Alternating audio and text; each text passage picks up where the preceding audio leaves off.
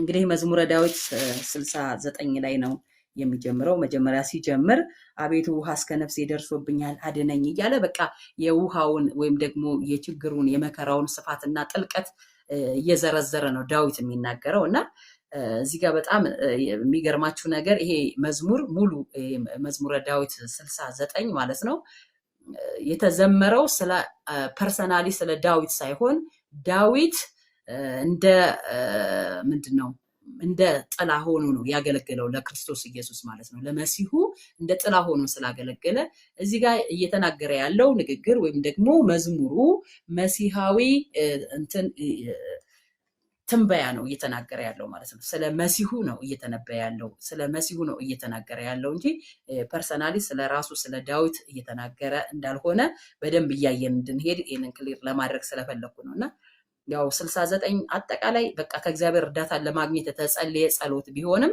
እንደነገርኳችሁ መሲሃዊ ይዘት ደግሞ ስለዚህ ምንም እንኳን ዳዊት እዚህ ጋር አናነብም እየደገምን ምክንያቱም ሰፊ ፓርት ነው። ቶሎ ቶሎ ፈጠን ብዬ ለማየት እሞክራለሁ። ጌታ ደግሞ ይረዳኛል። እና ዳዊት የምጮህበት ጉሮሮዬ ሰለለ ይላል። እንደገና አንተን የምጠብቅበት አይኖቼ ፈዘዘ እያለ በጣም በብዙ ነገር ነው የሚያወራው ነገር ማለት ነው። እና በጣም የችግሩ ጥልቀት እና የመከራው ጥልቀት በውሃ አሰጠመኝ ዋጠኝ እያለ እየጠቀሰ ነው እያወራ ያለው ማለት ነው። ነገር ግን እንደዛም ሆኖ በጣም የገረመኝ ነገር ጉሮሮ እስከሚሰልል ድረስ እንደውም እንትን ላይ መፍቻ መጽሐፍ ላይ ያየሁት ምን ይላል? ጉሮሮ ቆሰለ ይላል። እንግዲህ የጮህበት ወደ እግዚአብሔር ነው የሚጮኸው። ግን አይኖቹም ፈዘዙ፣ ጉሮሮም ቆሰለ። ነገር ግን አሁንም ወደ እግዚአብሔር ይጮሃል ዳዊት ማለት ነው። በመጣበት መከራና በመጣበት ችግር ውስጥ ተውጦ በቃ ከዚህ በኋላ ብሎ ተስፋ የቆረጠ ሳይሆን ዳዊት በቃ ወደ እግዚአብሔር መጮሁን እግዚአብሔርን እንደተማመነ ነው እኔ ያየሁበት ማለት ነው። አያችሁ፣ እግዚአብሔርን እንደሚተማመንበት ይመጣል፣ በእርግጥ ይመጣል፣ የምጮህለት ጌታ ይሰማኛል፣ ይመልስልኛል፣ ይደርስልኛል ብሎ በእግዚአብሔር ላይ ተማምኗል ማለት ነው። ኢየሱስ ለዘላለም ጌታ ነው። በእግዚአብሔር ላይ ተማምኗል። ባይዘይ አንድ ክርስቲያን መተማመን ብቻ ሳይሆን እግዚአብሔርን በመተማመን ውስጥ ደግሞ መጠበቅ አለበት። መጠበቅ ብቻ ሳይሆን ደግሞ መተማመንን መጨመር አለበት። ሁለቱም የማይለያዩ መሆን አለባቸው። ብዙዎቻችን ችግር የለብንም፣ እንጠብቃለን። ግን ስንጠብቅ ጥበቃችን 50-50 ነው። ይሆን አይሆን ይሆን፣ ይመጣ ይሆን ላይመጣ ይችላል። አንዴ ተስፋ በመቁረጥ አንዴ ተስፋ በማድረግ ዳዊት ግን እዚህ ጋር አይኖቹ እስከሚፈዙ ጉሮሮ እስከሚሰል ድረስ ወደ እግዚአብሔር እየጮኸ የችግሩን ጥልቀት እየተናገረ ግን እሱን በመተማመን እንደሚጠብቅ በቃ ያሳያል። በመተማመን ማለት ነው። እና ኢሳይያስ 40 ቁጥር 31 ላይም እግዚአብሔርን በመተማመን የሚጠባበቁ ግን ኃይላቸውን ያድሳሉ ይለናል። እንደ ንስር በክንፍ ይወጣሉ፣ ይሮጣሉ፣ አይታክቱም፣ ይሄዳሉ፣ አይደክሙም። እነማን? እግዚአብሔርን በመተማመን የሚጠባበቁ። እግዚአብሔርን የሚጠባበቁ አይደለም፣ በመተማመን በእርግጥ ይመጣል፣ ቢዘገይም ይመጣል። ችግሩ በቃ እንደ ወንዝ እንደ ውሃ በውሃ ይመስለዋል። መከራው እንደዛ እስከ አንገቴ ድረስ ደረሰ፣ በቃ ዋጠኝ እያለ ግን እግዚአብሔርን በመተማመን ይጠብቃል። አይኖች አንተን የምጠብቅበት ፈዘዙ፣ ግን ተስፋ አይቆርጥም። የምጮህበት ጸሎቴን ያበዛሁበት ወደ አንተ ጉሮሮዬ ሰለለ፣ ቆሰለ፣ ግን አሁንም ተስፋ አልቆርጥም። ወገኖች እኛም በህይወት ዘመናችን በጣም በብዙ መከራዎች ብዙ ስቃዮች ሊኖሩ ይችላሉ። ነገር ግን ተስፋ አንቁረጥ ወገኖች፣ ተስፋ አንቁረጥ። እግዚአብሔር ቢዘገይም በእርግጥ ይመጣል። በነገራችን ላይ በችግራችን ላይ እግዚአብሔር ይመጣል። ስለዚህ እግዚአብሔርን በመተማመን እንጠብቅ። ቅድም እንደነገርኳችሁ እንግዲህ መጠበቅና መተማመን ሁለቱ ይለያያሉ ስላችሁ ፍቻችሁ መጠበቅ ቅድም እንደነገርኳችሁ 50-50 ነው። መተማመን ግን 100% ነው። መተማመን ግን ከ100%ም ያልፋል። ያድነናል አሉ አምላካችን እግዚአብሔር ያድነናል። ባያድነንም ግን ለዚህ ላቆምከው ምስል አንሰግድም አይደል ያሉት እና አናንያና አዛሪያ ሚሳኤል እንደዛ እኮ ነው ያሉት።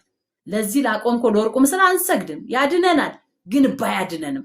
አሁን ምን ያክል እኮ ከመተማመን ያልፋል ይነሱ ደግሞ። ስለዚህ ክርስቲያን እንደዚህ ነው ማመን ያለበት ወገኖች። እና እግዚአብሔር ደግሞ የማይታይ አምላክ ነው። ነገር ግን በተስፋ እንጠብቀዋለን። እግዚአብሔርን ልክ አሁን እኔ እንደምታዩኝ እግዚአብሔርን እንደዚህ አናየው። እግዚአብሔርን ሲሰራ ነው የምናየው። እግዚአብሔር ሲመጣ ነው የምናየው። እግዚአብሔር ሲያደርግ ነው የምናየው። ስለዚህ ሮሜ መጽሐፍ 8:24 ከቁጥር 25 ላይ እንደዚህ ብሎ ይነግረናል። በተስፋ ያድነናል፣ ነገር ግን ተስፋ የሚደረግበት ነገር ቢታይ ተስፋ አይደለም ይልና የሚያየውንማ ማን ተስፋ ያደርገዋል ይላል። የማናየውን ግን ተስፋ ብናደርገው በትዕግስት እንጠባበቃለን። በትዕግስት መጠባበቅ የሚባል ነገር አለ። በትዕግስት መጠባበቅ ተስፋ ያለ መቁረጥ ማለት ነው።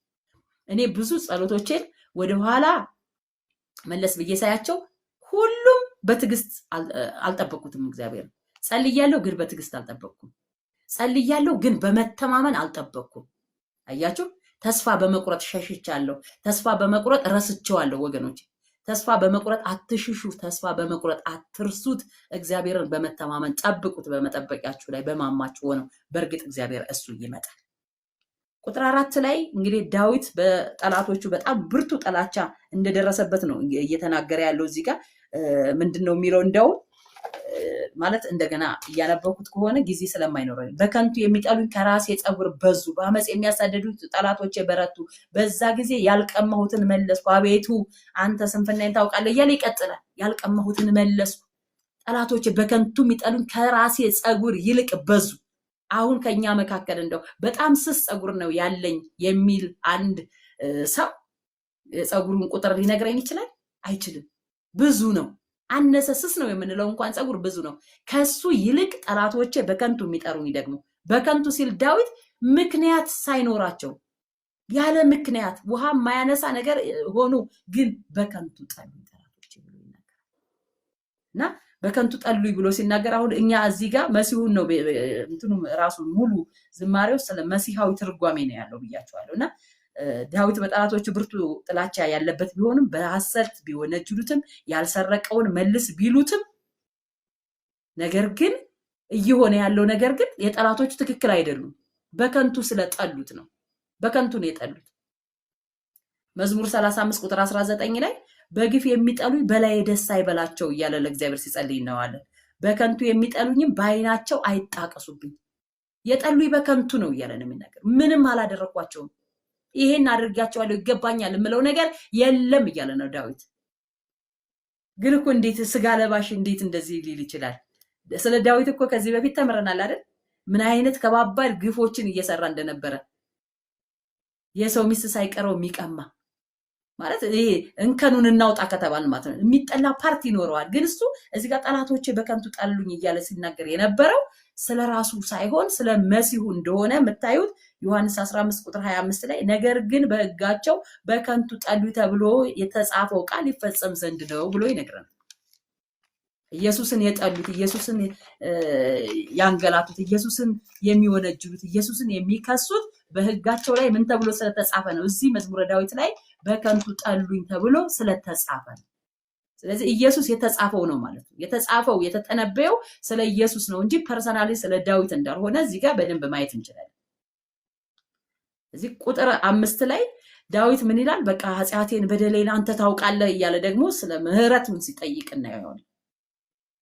ወገኖቼ በእኛ ላይ የሚሆነውን ነገር በሙሉ እኛ የምናደርገውን መተላለፋችንን፣ በደላችንን፣ ኃጢአታችንን ዛሬ የምንፈራው ሰውን ሊሆን ይችላል፣ አገልጋይን ሊሆን ይችላል። ነገር ግን እግዚአብሔር ያውቃል።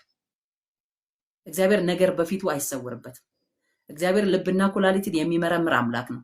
ስለዚህ በፊቱ ስንቀርብ ሁሉ ጊዜ ትጂ ትላለች። በፊቱ በእግዚአብሔር ፊት ምን እንሁን? ጄኒውን እንሁን፣ እውነተኞች እንሁን፣ ግልጽ እንሁን። ከእግዚአብሔር የሚሰወርና አንዳች የተከደነ ነገር የለም። አያችሁ፣ ኃጢአቴን ከአንተ አልተሰወረም ነው የሚለው። አቤቱ የሰራዊት አምላክ ተስፋ የሚያደርጉ በእኔ አይፈሩ የሚለው ቁጥር 6 ላይ ነው። ከላይ አቤቱ አንተ ስንፍናዬን ታውቃለህ፣ ኃጢአቴን ካንተ አልተሰወረም። ስንፍናዬንም ታውቃለህ፣ ምን አይነት ስንፍና እንዳለብኝ፣ ኃጢአቴ ደግሞ ካንተ አልተሰወረም እያለ ይጸልያል። በጣም እኮ ነው የሚገርመው። ስንፍናዬን ታውቃለህ፣ ኃጢአቴም ካንተ አልተሰወረም። እኔና እናንተስ አንዳንድ ጊዜ ስንፍናችንንም ኃጢአታችንን ከእግዚአብሔር የተሰወረ ይመስል በሰዎች ፊት ስንገናኝ እኮ ጻድቅ ጻድቅ መልካም መልካም ልንጫወት እንችላለን። ነገር ግን ከእግዚአብሔር የተሰወረ አንዳች ነገር እንደሌለ አውቀን በፊቱ በንስሐ መውደቅ አለብን ወገኖች።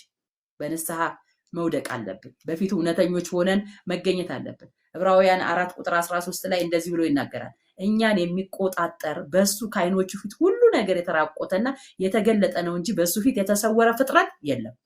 አይገርምም? ሁሉ የተገለጠ ደግሞ የተራቆተ። ለምሳሌ አሁን እኔ ልብስ ለብሻለሁ፣ ከውስጥ ጠባሳ ይኖረኝ ንጹህ ገላ ይኖረኝ አታውቁም። ለምን? በልብስ ስለተከደነ አልተራቆትኩም። የተራቆተውን ፓርቴን ግን እያያችሁት ነው። ፊቴን እያያችሁት ነው አይደል? የተራቆተውን ፓርቴን እያያችሁት ነው። በእግዚአብሔር ፊት ሁሉም ይታያል። ልክ እንደዚህ እንደምታዩት እንደዚህ ግልጽ እንደሆነው እንደተራቆተው እንደኔ ፊት እንደምንተያየው እንደዛ ሳርዬ ቀይ ናት፣ ቱቱዬ ጸየም ትላለች ምናምን ብላችሁ እዚህ ጋር እንደምትናገሩት በቃ ስለ እያንዳንዳችን ተናገሩ ብንባል እንደዛ በፊቱ ሁሉ የተገለጠ ደግሞ የተራቆተ ነው። ስለዚህ በእግዚአብሔር ፊት ሁሉ ነገር የተራቆተ ከሆነ ሁሉ የተገለጠ ከሆነ አንዳች የተሰወረ ከሌለ አንተ ታውቃለህ ብሎ በፊቱ በንስሐ መንበርከክ ያስፈልጋል ማለት ነው ወገኖች። ኢየሱስ ለዘላለም ጌታ ነው። መንበርከክ አለብን። በንስሐ በፊቱ መውደቅ አለብን። ከቁጥር 6 እስከ 12 ድረስ ዳዊት ለእግዚአብሔር ሲል የደረሰበትን ስድብ፣ ውርደቱን፣ ሀፍረቱን ይናገራል። ለአንተ ስል ይላል። ስለ አንተ እያለ ነው የሚናገረው ዳዊት በራሱ ሳይሆን ስለሱ ሲል፣ ስለ ስሙ ሲል፣ ስለ እግዚአብሔር ሲል የደረሰበትን ስድቡን፣ መከራውን፣ መጠላቱን፣ መገፋቱን በወገኖቹ፣ በቤተሰቦቹ፣ በእናቶቹ፣ የእናቱ ልጆች እንደጠሉት፣ ዘመዶቹ እንደ ባዕድ እንደ ምጻተኛ እንደቆጠሩት በደንብ ይናገራል እዚህ ጋር ማለት ነው። ሄደን ስናይ ማለት ነው። እና ዳዊት ስላንተ ነው ይሄ ሁሉ ነገር የሆነው ብሎ ነው የሚናገረው። ወንድሞቼ እንደሌላ የእናቴ ልጆች እንደ እንግዳ ሆንኩባቸው እያለ ይናገራል። ስላንተ እኔና እናንተ ስለማይሆን እንደዚህ የተጠላ ነው። በራሳችን ካራክተር ይሆን፣ በራሳችን ጸባይ፣ በራሳችን መውጣት መውረድ፣ በራሳችን ማንነት፣ ወይስ ደግሞ ስለ ስሙ ነው የተጠላ ነው? ስለ ስሙ ነው በሰዎች በእህቶቻችን፣ በወንድሞቻችን፣ በጓደኞቻችን፣ ባቻዎቻችን፣ በመስሪያ ቤት እየተጠላን እየተገፋን ከሆነ ስለማን ነው? በራሳችን ካራክተር ከሆነ ችግሩ የኛ ነው ማለት ነው። ስለ ስሙ ከሆነ ተሳክቶልናል። ምክንያቱም ጌታ ኢየሱስ ክርስቶስ ስለ ስሜ ብሎናል። ስለ ስሜ በሁሉም ፊት የተጠላችሁ ትሆናላችሁ። በአራቱም ወንጌላት ላይ ጌታ ኢየሱስ ነግሮናል። ማቴዎስ 10:22 ላይ፣ ማቴዎስ 24:9 ላይ፣ ማርቆስ 13:13 ላይ፣ ሉቃስ 21:12 ላይ፣ ዮሐንስ 15:21 ላይ ስለ ስሜ የተጠላችሁ በሁሉ ፊት ትሆናላችሁ። ስለ ስሜ። አሁን ዳዊት ተሰደብኩ የሚለው በራሱ ካራክተር አይደለም። አንዳንዶቻችን ምናልባት ስለ ስሙ ስለ ክርስቶስ ኢየሱስ ስም ስለ ወንጌል ከሆነ እኛ ተሳክቶልናል። አንዳንዶቻችን ግን በራሳችን ካራክተር፣ በራሳችን መውጣት መግባት፣ በራሳችን የጸባይ ጉድለት፣ በራሳችን አረማመድ ከሆነ እሱ ከምንም ጋር የኪሳራ ነው፣ መመለስ ነው የሚሻለን። አንዳንዶቻችን ደግሞ እኔን ክፍል እያጠናው ጌታ ያስረዳኝን አንድ ነገር እንገራቸው። ስለ ወንጌል መገፋት፣ መጠላት፣ መናቅ በወንድሞችም ደግሞ ስለ ስሙ ደግሞ በወንድሞች በኩል እኮ መገፋት አይደርስባችሁ። አሁን ጳውሎስ በውስጥም ደግሞ በውጭም ግፊያ እንደደረሰበት መጠላት እንደደረሰበት ይናገራል። ስለ ወንጌል ማለት ነው። በመረዳት ጉዳይ እንደዛ አይነት ነገር ይኖራል። ግን አንዳንዶቻችን በሰው ጉዳይ ተጠልተን አናውቅም። ምናልባት በመሪዎች ሊሆን ይችላል። ሀዩዬ እኔን ከሆነ ከኔ ስር ሆና ከሆነ ያለችው እኔን ከሆነ እየተከተለች ያለችው ከኔ ስር ሆና ስትማር፣ ቀጥሎ ሀዩን ጌታ ኢየሱስን ትወዳለች ጌታን እያመለከች ነው ተብላ ካልተጠላች፣ በስሙ ካልተገፋች፣ በራሷም ካራክተር ካልተገፋች፣ እኔ እኮ ወድሽ ነበር ተብሎ ቀጥሎ ግን አብረሻት ያለቻት ግን ወይኗ ማለት ግን እሷ ግን የሚባል ነገር ከሆነ አያችሁ፣ ስለ ስሙ ሳይሆን በራሳችንም ችግር ሳይሆን ግን በሌሎች አብረናቸው በሆናቸው በአገልጋዮች ሊሆን ይችላል። አንዳንዴ ማለት መንፈሳዊ አባቶች ብለን የምንከተላቸው ሊሆን ይችላል። ዋቴቨር ኢትስ ግን በሰዎች ምክንያት ተጠልተን የምናውቅ ሰዎች ካለ ነገሩ ትክክል አይደለም። እየሆነ ያለው ነገር ትክክል አይደለም። ለምን? ስለ ሰውየው ስም ወይ ስለ ሴትየዋ ስም እንጂ እየተጠላው ያለሁት ስለ ወንጌል አይደለም ዋጋ እየከፈልኩ ያለው። ይሄ ከዚህ ጋር ሊጠቃለል አይችልም። ይሄ የኔ የግል እይታዬ፣ በቃ ጌታ ያስረዳኝ ነገር ነው የምነግራችሁ። ምናልባት አንዳንዶቻችን አንቺ ገሌ ጋር ነሽ አይደል ወይ ምናምን ወድሽ ነበር እንደዚህ ታገለግያለሽ፣ ወይኔ የምትናገረው የእግዚአብሔር ቃል ደስ ሲል የሚገርም ጸጋ አለ በላይሽ ላይ ሀዩዬ ብለው ቀጥሎ ግን የት ነው ያለሽው ብለውሽ የሆነ ቦታ ስትጠሪ ብለው ሰዎች ዝም ይላሉ። እህቶች ይጠሉሻል፣ ወንድሞች ይጠሉሻል። ያ ማለት ስለ ስሙ ሳይሆን ስለ ስማቸው እየተገፋን ነው ማለት ነው። በጌታ በኢየሱስ ስም ስለ ሰዎች ስም ወይ ደግሞ በራሳችን ጸባይ በእኛ በካራክተር ጉዳይ መነቀፍ አይሆንብን በጌታ በኢየሱስ። ስለ ስሙ ከሆነ በሙሉ ደስታ የምንቀበለው ይገባል። ብሎናልም፣ ነግሮናል፣ አስጠንቅቆናል። ቀድሞ ነው የነገረን ጌታ ኢየሱስ። ስለ ስሜ በሰው ሁሉ ፊት የተጠላችሁ ትሆናላችሁ እንጂ ስለ ሌሎች ስም አልተባለም። እኔ በሳርዬ ጉዳይ መጠላት የለብኝም።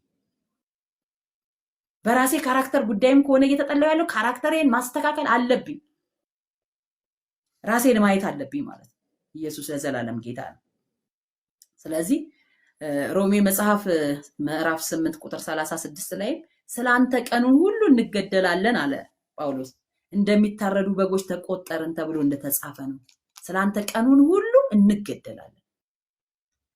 ምን እንዴ ቀኑን ሁሉ ገደላለን እንዴ? ከገደሉ አንዴ ገለው ጳውሎስን አይተውትም እንዴ? አያችሁ፣ አንዳንድ ጊዜ በስጋ ሲጣርገው መግደል እኮ አይደለም። የያዛችሁትን ነገር እስከምትጥሉ ድረስ በንዝናዜ በጥዝጣዜ ዳዊት እንደደረሰበት ማለት ነው። በመከራ በማብዛት ቀኑን ሁሉ እንገደላለን። ግርፊያ እኮ ሲያካሄዱበት ነበር። ጳውሎስን ሲገርፉት ነበር። ስለ ስሙ፣ ስለ ክርስቶስ ስም፣ ስለ ወንጌል ብዙ መከራ ብዙ ውጣ ውረድ ሲደርስበት ነበር።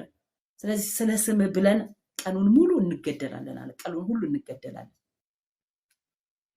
ስለዚህ የምንገደለው ምናልባት በቃ ስማችን እየተጠለጠለ እየተቦጫጨቅን ከሆነ እንኳን በግል ካራክተሬና በሌሎች ሰዎች ምክንያት ሳይሆን በኢየሱስ ስም ይቦጫጭቁኝ፣ በቃ በኢየሱስ ስም ይግደሉኝ። በቃ ቀኑን ሁሉ ስገደልዋል በስሙ ማለት ነው፣ ስለ ወንጌል ማለት ነው።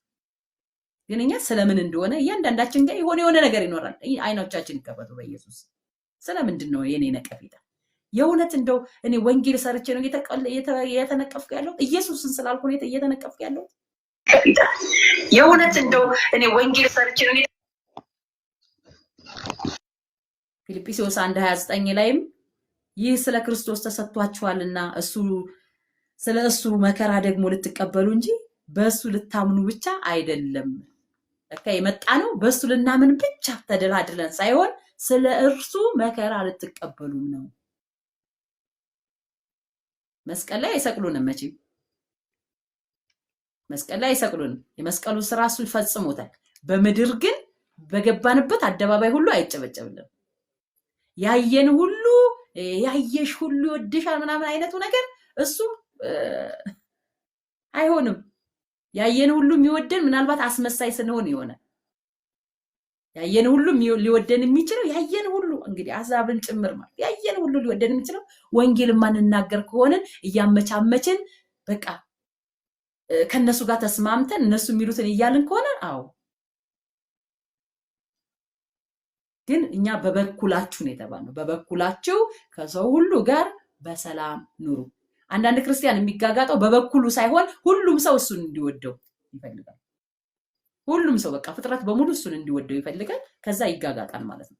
በመጋጋጥ ፍቅር የለም። እውነተኝነት ከኛ ጋር ይኖር። በቃ ስለ ስሙ መሄድ ይሁንልን በጌታ በኢየሱስ። ቁጥር 8 ላይ እንደውም ዳዊት በገዛ ዘመዶቼ ይላል፣ ገዛ ወንድሞቹ እንደ ባዕድ እንደ እንግዳ እንደቆጠሩት እያየን ሲነግረን ነበር ማለት ነው። የገዛ ወገኖቼ እንደ ባዕድ እንደ እንግዳ። እኔ ከዛ እያሰብኩት ነበረ ስለ ኢየሱስ የከፈልኩት ዋጋ ምንድን ነው? እኔ ያው ትንሿን ነገር ስነግራችሁ ወልጄ በእህት አልተጠየቅኩም። አንድ ከተማ ላይ አንድ አይደለም 2-3 እህት እያለኝ መጣው እንኳን ደስ አለሽ አላሉኝ። ቤቴን አራገጡት።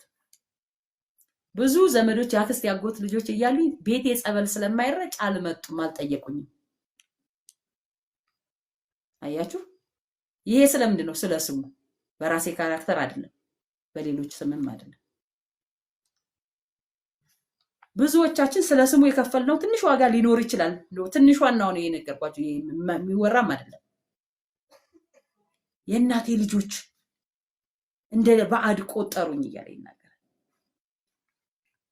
እንደ ባዕድ የተቆጠር ነው በራሳችን ካራክተር እና በሌሎች ከሆነ መመለስ ይሁንልን። በቃ ማስተዋል ነው። ለዚህ ምንም አሁን በጌታ በኢየሱስ ስም ተመለሺ አይደለም የሚያስፈልግ፣ ማስተዋል ወደ ራስ። ከዛ ቀጥሎ አክሽን መውሰድ ነው የሚያስፈልግ። ለዚህኛው ጉዳይ አክሽን መውሰድ ነው የሚያስፈልግ።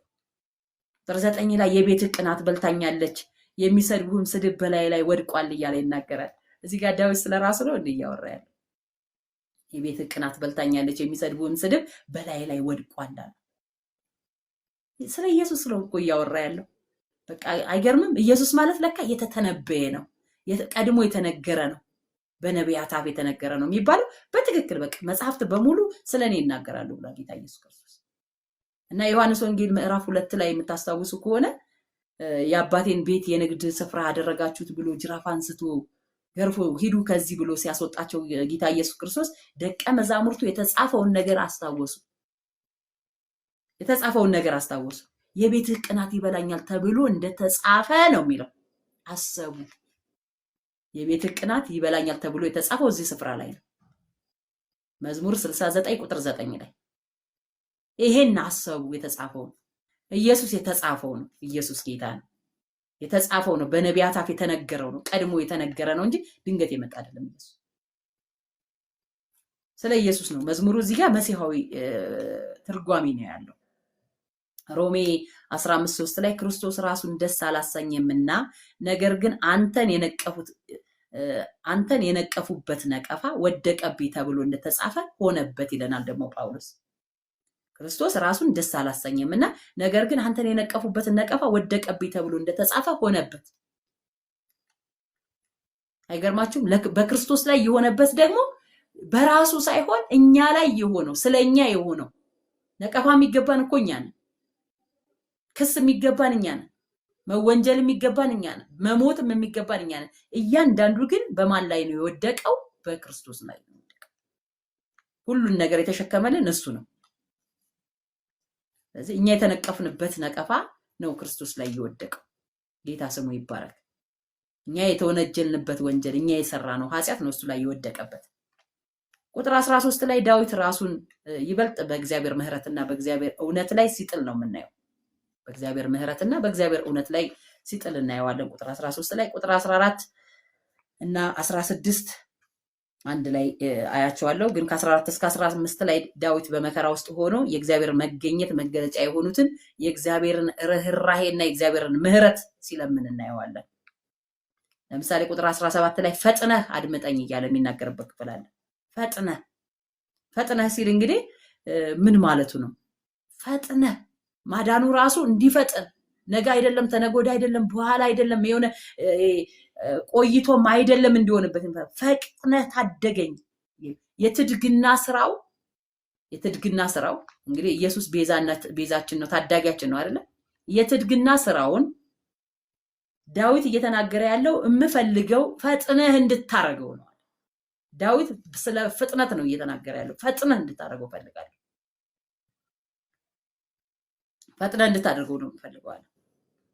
አይ ቆይቼ ምናምን አይደለም፣ የሆነ ሰዓት እንድትቀጥረኝም አልፈልግም። ፈጥነህ እና ሁለተኛ ቆሮንቶስ 6:2 ላይ ሁላችንም የምናውቀው ሰዎች እንዲድኑ ስንጠራ የምንጠራበት አንድ ቃል አለ።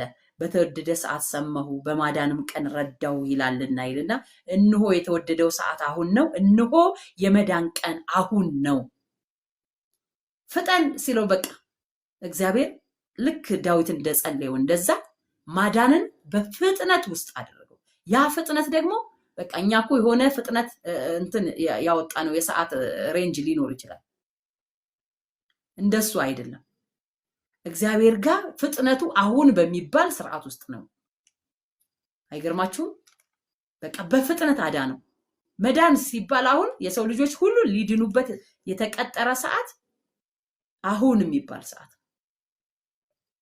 ለዛ ነው ሰዎች እንዲድኑ ስንጠራ ዛሬ ነው፣ በኋላ ነው፣ ነገ ጠዋትም ይቻላል፣ ተነገ ወዲያም ይቻላል፣ ለሳምንትም ለወርም የማንቀጥራቸው። የመዳን ቀን አሁን ነው ወገኖች፣ የመዳን ቀን አሁን ነው። ዳዊት ፍጠንና ታደገኝ፣ ፍጠንና ድረስልኝ፣ ካለብኝ መከራ ካለብኝ ጭንቀት ፈጥነህ ታደገኝ እንዳለ መጣና ጌታ ኢየሱስ ክርስቶስ በፍጥነት ታደገን። በቃ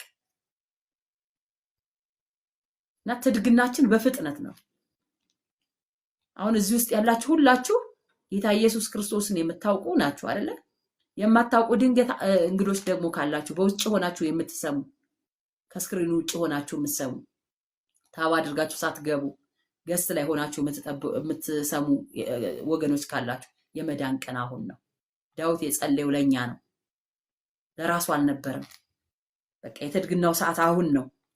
ጌታ የተባረከ ይሁን። ከቁጥር 19 እስከ 21 ላይ ዳዊት የደረሰበትን ውርደት፣ ስድቡን፣ እፍረቱን፣ ነውሩን፣ ጭንቀቱን፣ ሐሳሩን እግዚአብሔር እንደሚያውቅ ተረድቶ በትዕግስት ቢጠብቅም ነገር ግን የሚያጽናናኝ የሚያስተዛዝነኝ ፈለግሁ ግን ደግሞ አላገኘሁም ይላል። መከራው ችግሩ ምናምን እያለ ነው እንዳለ ነው። ግን ያ ሁሉ እያለ ግን እኮ እግዚአብሔርን ያምናል፣ እግዚአብሔርን ይተማመናል ዳዊት። በዛ ሁሉ ውስጥ ግን የሚያጽናናው የሚረዳው ፈለግሁ ይለናል ዳዊት። ግን ደግሞ አላገኘሁም። ይልቁንም የሚያጽናናውና መልካም የሚያደርግለት የሚረዳው ሳይሆን ያገኘው ይልቁንም በችግሩ ላይ ችግር የሚደርቡበት።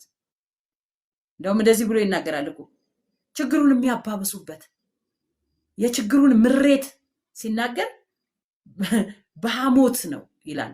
በሐሞት ይመስለውና ይናገራል። ሐሞት ሰጡኝ ይላል። ለጥሜ ደግሞ ኮምጣጤ ይላል። አይገርማችሁም? ኮምጣጤ እንዴት እንደሚዘገን እንዴት እንደሚያንገፈግፍ፣ ሐሞት ደግሞ እንዴት እንደሚመራ አስባችሁታል? መራራነትንና ማንገሽገሽን የበለጠ ጨመሩበት። እሱ እኮ የሚፈልገው ረዳት ነው። እሱ እኮ የሚያጽናና ነው። እሱ እኮ አለው የሚል መከታ ነው የሚፈልገው ዳዊት። ጸሎቱ ይሄ ነው። እግዚአብሔር ላይ ይታመናል፣ ግን ደግሞ እነዚህን ሁሉ ይሻል። እነሱ ግን ከዚህ ይልቅ መራራነትንና ችግር የጨመሩበት ወገኖች። ኢየሱስንስ እነዛ በከንቱ የጠሉት አይሁዳዊ በከንቱ ሊሰቅሉት እያዳፉ ይወሰዱት፣ ያለ መከራው መከረኛ ሊያደርጉት፣ ያለ ኃጢአቱ ኃጢአተኛ ሊያደርጉት እየወሰዱት ያሉት እኮ ረዳት ከነሱ ውስጥ በፍጹም። ይልቁንም ተጠማው ሲላቸው ቆምጣጤ በሰፍነግ አምጥተው የሚሰጡ ናቸው። ማቴዎስ 27:48 ላይ አለ፣ ማርቆስ 15:36 ላይ፣ ሉቃስ 23:36 ላይ፣ ዮሐንስ 19 ከቁጥር 28 እስከ 29 ድረስ አራቱም ወንጌላት ላይ ሄዳችሁ ስታነቡ አንዱ ተነስቶና ሮጠ፣ ከዛ በሰፍነግ ይዞ ሆምጣጤ ሞላበት፣ ከዛ በመቃ አድርጎ አጠጣው። አይገርምም? ተጠማው ሲል እኮ ውሃ ነው የተጠማው ጌታ። ንጹህ ውሃ ነው አይደለም የሚያስፈልገው። ፈለጉ፣ በቃ አላገኘሁም ማለት ዳዊት ላይ አይደለም ግን የሆነበት። ለጥሜ ኮምጣጤ ሰጡኝ ለዳዊት አይደለም የሆነው። አያችሁ፣ ዳዊት እዚህ ጋር ስለ መሲሁ እየነገረን ነው እንጂ ስለ ራሱ እየነገረን አይደለም። ኮምጣጤ የጠጣው ጌታ ኢየሱስ ክርስቶስ ነው። ከቁጥር 22 እስከ 28 ድረስ እግዚአብሔር በክፉዎች ላይ እንዲፈርድ ዳዊት ሲጸልይ እናየዋለን። እንዲፈርድባቸው ከህይወት መዝገብ ላይ ሰርዛቸው ይላል። በቃ ዘር አይቅርላቸው እያለ እንዴት እንደሚረግማቸው ማለት ነው። እንዴ እርግማን እንደዚህ ይቻላል እንዴ እስከምትሉ ድረስ ነው። በጣም ነው የሚረግማቸው ዳዊት ይረግማቸዋል። ክፉ የሰሩትን በሙሉ እንዲያርጋቸው በጻድቃን ማህበር አይገኙ እያለ በቃ ነው የሚረግማቸው። ስላነበብ ነው ማለት ነው። እና እግዚአብሔር ክፉዎችን ከጻድቃን ማህበር እንዲያወጣ ስማቸውን ከህይወት መዝገብ ላይ እንዲደመስስ። አይገርማችሁም? ዳዊት ክፉዎች ለሰሩት ጥፋት ላመጻቸው ፍርድ እንደሚያስፈልጋቸው በእግዚአብሔር ፊት ቅጣት እንደሚያስፈልጋቸው ነው እየጸለየ ያለው ዳዊት። ዘጸአት 32 ከ31 እስከ 33 ላይ ታስታውሳላችሁ። ባለፈው ዘጸአትን እያጠናን እያለን ሙሴ ወደ እግዚአብሔር ተመልሶ ያለውን ማለት ነው። ወየው እነዚህ ህዝቦች ታላቅ ኃጢአት ሰርተዋል። የወርቅ ጠጃ የሰሩ ጊዜ ማለት ነው። እስራኤል ለራሳቸው የወርቅን አማልክት አድርገዋል። አሁን ግን ኃጢአታቸውን ይቅር በላቸው እያለ ሙሴ ሲጸልይ በእግዚአብሔር ፊት። ከዛ እንደዚህ ይላል፣ አለዚያ ግን ከጻፍከው መጽሐፍ እባክህ ደምስሰኝ ብሎ ራሱን እንዲደመስሰው ይጠይቃል ማለት ነው። እባክህ ደምስሰኝ፣ አሁን ከህይወት መጽሐፍ ላይ ደምስሳቸው እያለ የሚጸልየውን የዳዊትን እያየው ይህንኛው ቃል ትዝ አለኝ ማለት ነው። እና እግዚአብሔር ግን ምን አለና መለሰለት ለሙሴ፣ እሺ እደመስሳቸዋለሁ፣ እደመስስሃለሁ አይደለም ያለው። ለምን? ሙሴ አይደለም ጥፋት ያጠፋው። ሙሴ አይደለም ለወርቅ አማልክቶች የሰገደው፣ ለወርቅ ጥጃ የሰገደው ህዝቡ ነው። ግን እሱ በቃ እነዚህ እንደዚህ ስላደረጉ ስላጠፉ ኃጢአታቸውን ይቅር በላቸው። ይቅር ማትላቸው ከሆነ እባክህ ከሕይወት መጽሐፍ ደምስሰኝ። እና ከዚህ ጋር እየተማርን ነበር ይሄንን ነገር ትዝ ይላችኋል ምን እንዳለች ሙሴ መካከለኛ ሊሆን ፈልጎ ነበር ስለ ህዝቡ መካከለኛ ሊሆን እባክህ ይቅር በላቸው ካላልከኝ በቃ እኔ ደምስሰኝ ግን እሱ ሰው ነው ያንን ማድረግ አልቻለም እሱ ጥላ ነበር እንጂ እውነተኛው አካል አይደለም እውነተኛው አካል ክርስቶስ ግን መጣና እየተገረፈ የሚያደርጉትን አያውቁትምና ይቅር በላቸው አለ ወደ ሞት እየሄደ የሚያደርጉትን አያውቁትምና ይቅር በላቸው ነው ያለው አያችሁ እግዚአብሔርም ለሙሴ ምንድነው ያለው የበደለኝን እሱን ከመጽሐፌ እደመስሰዋለሁ ብሎ እኮ ብሎት ነበር የበደለኝን እሱን ከመጽሐፌ እደመስሰዋለሁ ስለዚህ ይሄንን ከመጽሐፍ መደምሰስ የሚባለውን ዕውቀት ያውቃል ማለት ነው ዳዊት ከመጽሐፍ ከሕይወት መጽሐፍ ደምስሳቸው እያለ ይጸልያል እንኳን ዳዊት ያልሆነ አምላካችን አልኩኝ እኔማ በየቀኑ ስንስት በየቀኑ በኃጢአት በበደል ውስጥ እያለፈን እንደው በቃ ደምስሳቸው ቢልብን አስባችሁታል የኔና የናንተ ሊቀ ካህን መካከለኛችን ግን ደምስሳቸው አይደለም ይቅር በላቸው ዛሬም ለይቅርታ ደግሞ የተዘረጋ እጅ አለ ዛሬም ትኩስ የሆነ ከኃጢአት ሁሉ ጊዜ በኃጢአት ልንወርቅ እንችላለን እኛ ሰዎች ነን መልአክ አይደለንም ሰዎች ነን ፍጹም እግዚአብሔር አይደለንም እኛ ልንስት እንችላለን ልንወድቅ እንችላለን ልንስት ልንመለስ እንችላለን በዛ ሁሉ ውስጥ ግን ከኃጢአት ሁሉ ወደሚያነጻው ወደ ክርስቶስ ኢየሱስ ወደ ደሙ መቅረብ እንችላለን በንስሐ በፊት መቅረብ እንችላለንና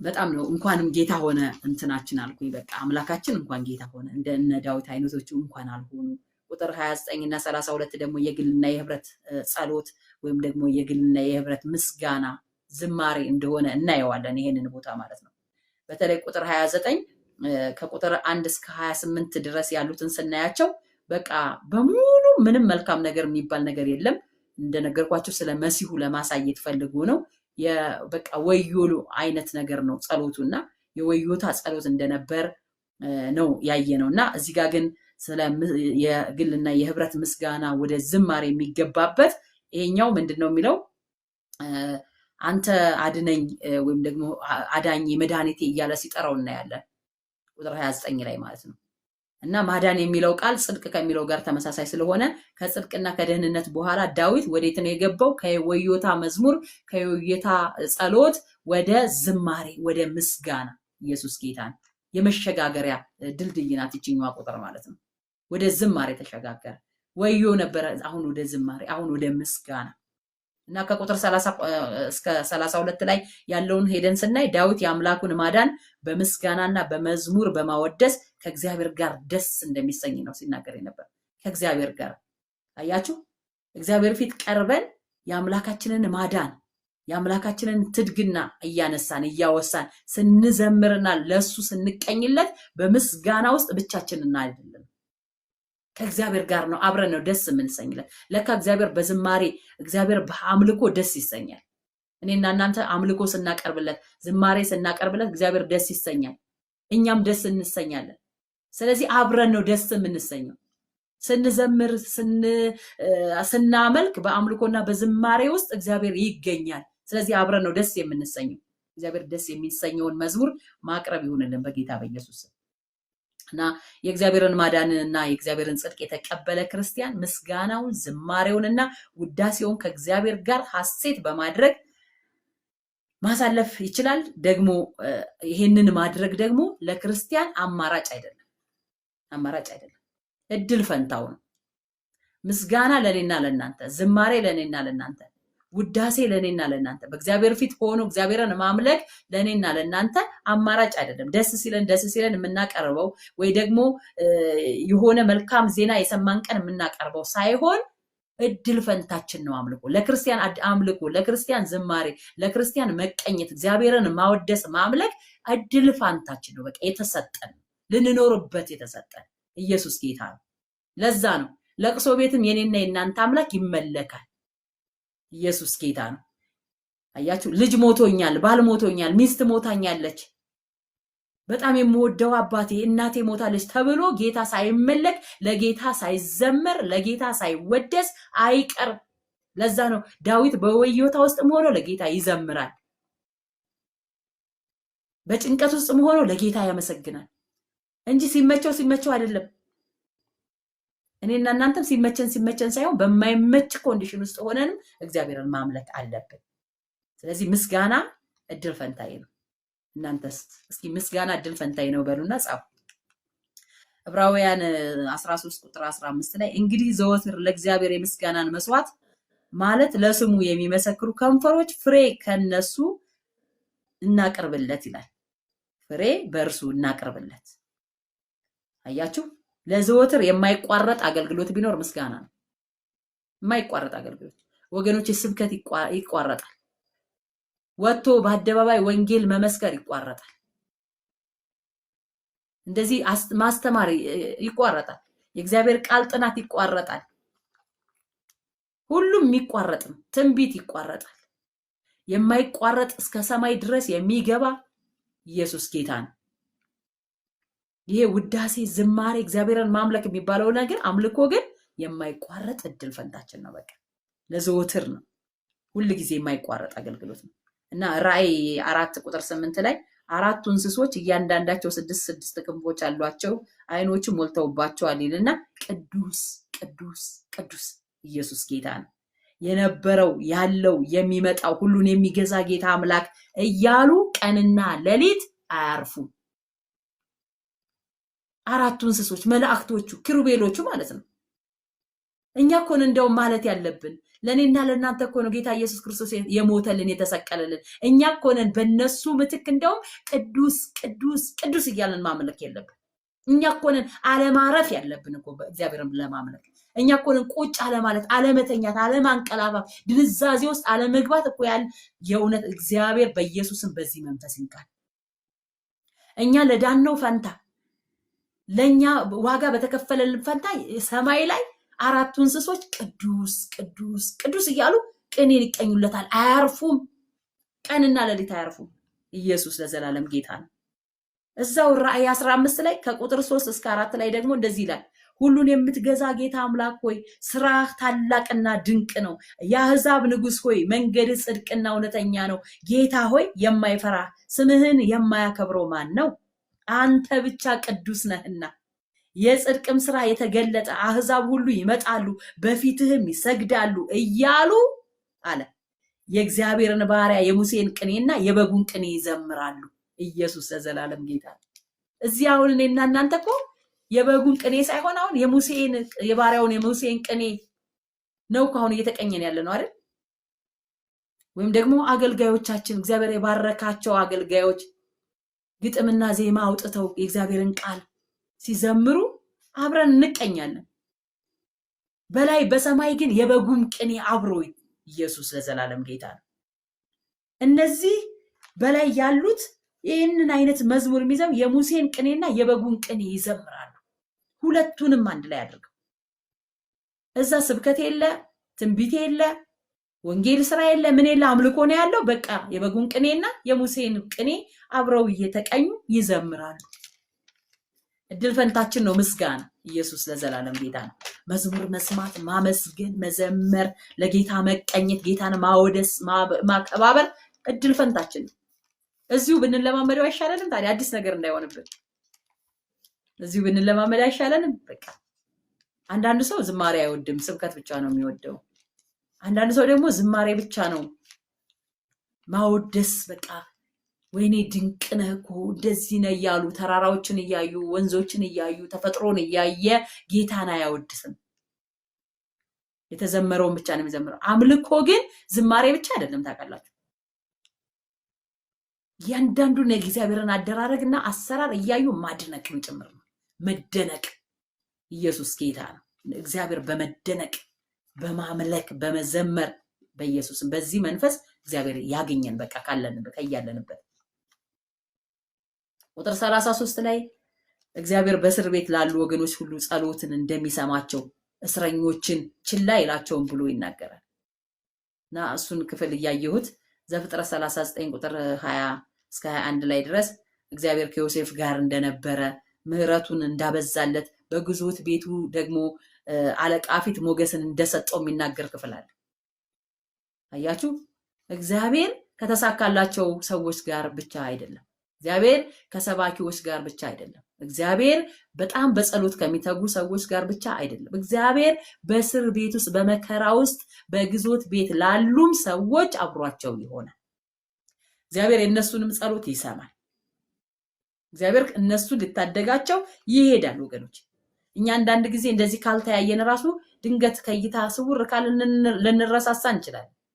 እንደውም አንድ አባባል አለ፣ ከዓይን የራቀ ከልብ ይርቃል ይባላል። እግዚአብሔር ጋር ከዓይን የራቀ ከልብ የራቀ ነው አይባልም። እግዚአብሔር ከዓይኑ አንርቅበትም። እኛ እግዚአብሔር ከልቡም ከዓይኑም እኛ አንርቅበትም ወገኖች፣ አንርቅበትም። ምሳሌ 15 ቁጥር 3 ላይ እንደዚህ ብሎ የሚናገር ቃል አለ። የእግዚአብሔር ዓይኖች በስፍራው ሁሉ ናቸው፣ ክፉዎችንና ደጎችን ይመለከታሉ። በስፍራው ሁሉ ናቸው የእግዚአብሔር ዓይኖች። ከዓይኑ ርቅ ያለው ብለን የምንሰወርበት ስፍራ የለም። እሱ በስፍራው ሁሉ አለ፣ ያያል፣ ይመለከታል። እስር ቤት ነሽ ያያል፣ ጭንቅ ውስጥ ነሽ ያያል፣ ግዞት ቤት ነሽ ያያል፣ ማዳም ቤት ነሽ ያያል። በተሽከርካሪ ወንበር ላይ ዘና ብለሽ ነው የምትዩ ያያል። አልጋ ላይ ተኝተሽ በቃ ፈታ ብለሽ ብለሽ ነው የምትዩ ያያል። መዝናኛ ቦታዎችን በቃ እየሄድሽ ስትጎበኝ ነው የምትዩ ያያል። የእግዚአብሔርን ቃል ስታጠኝ ስታሰላስይ ነው የምትዩ ያያል። በጸሎት ነው የምትዩ ያያል።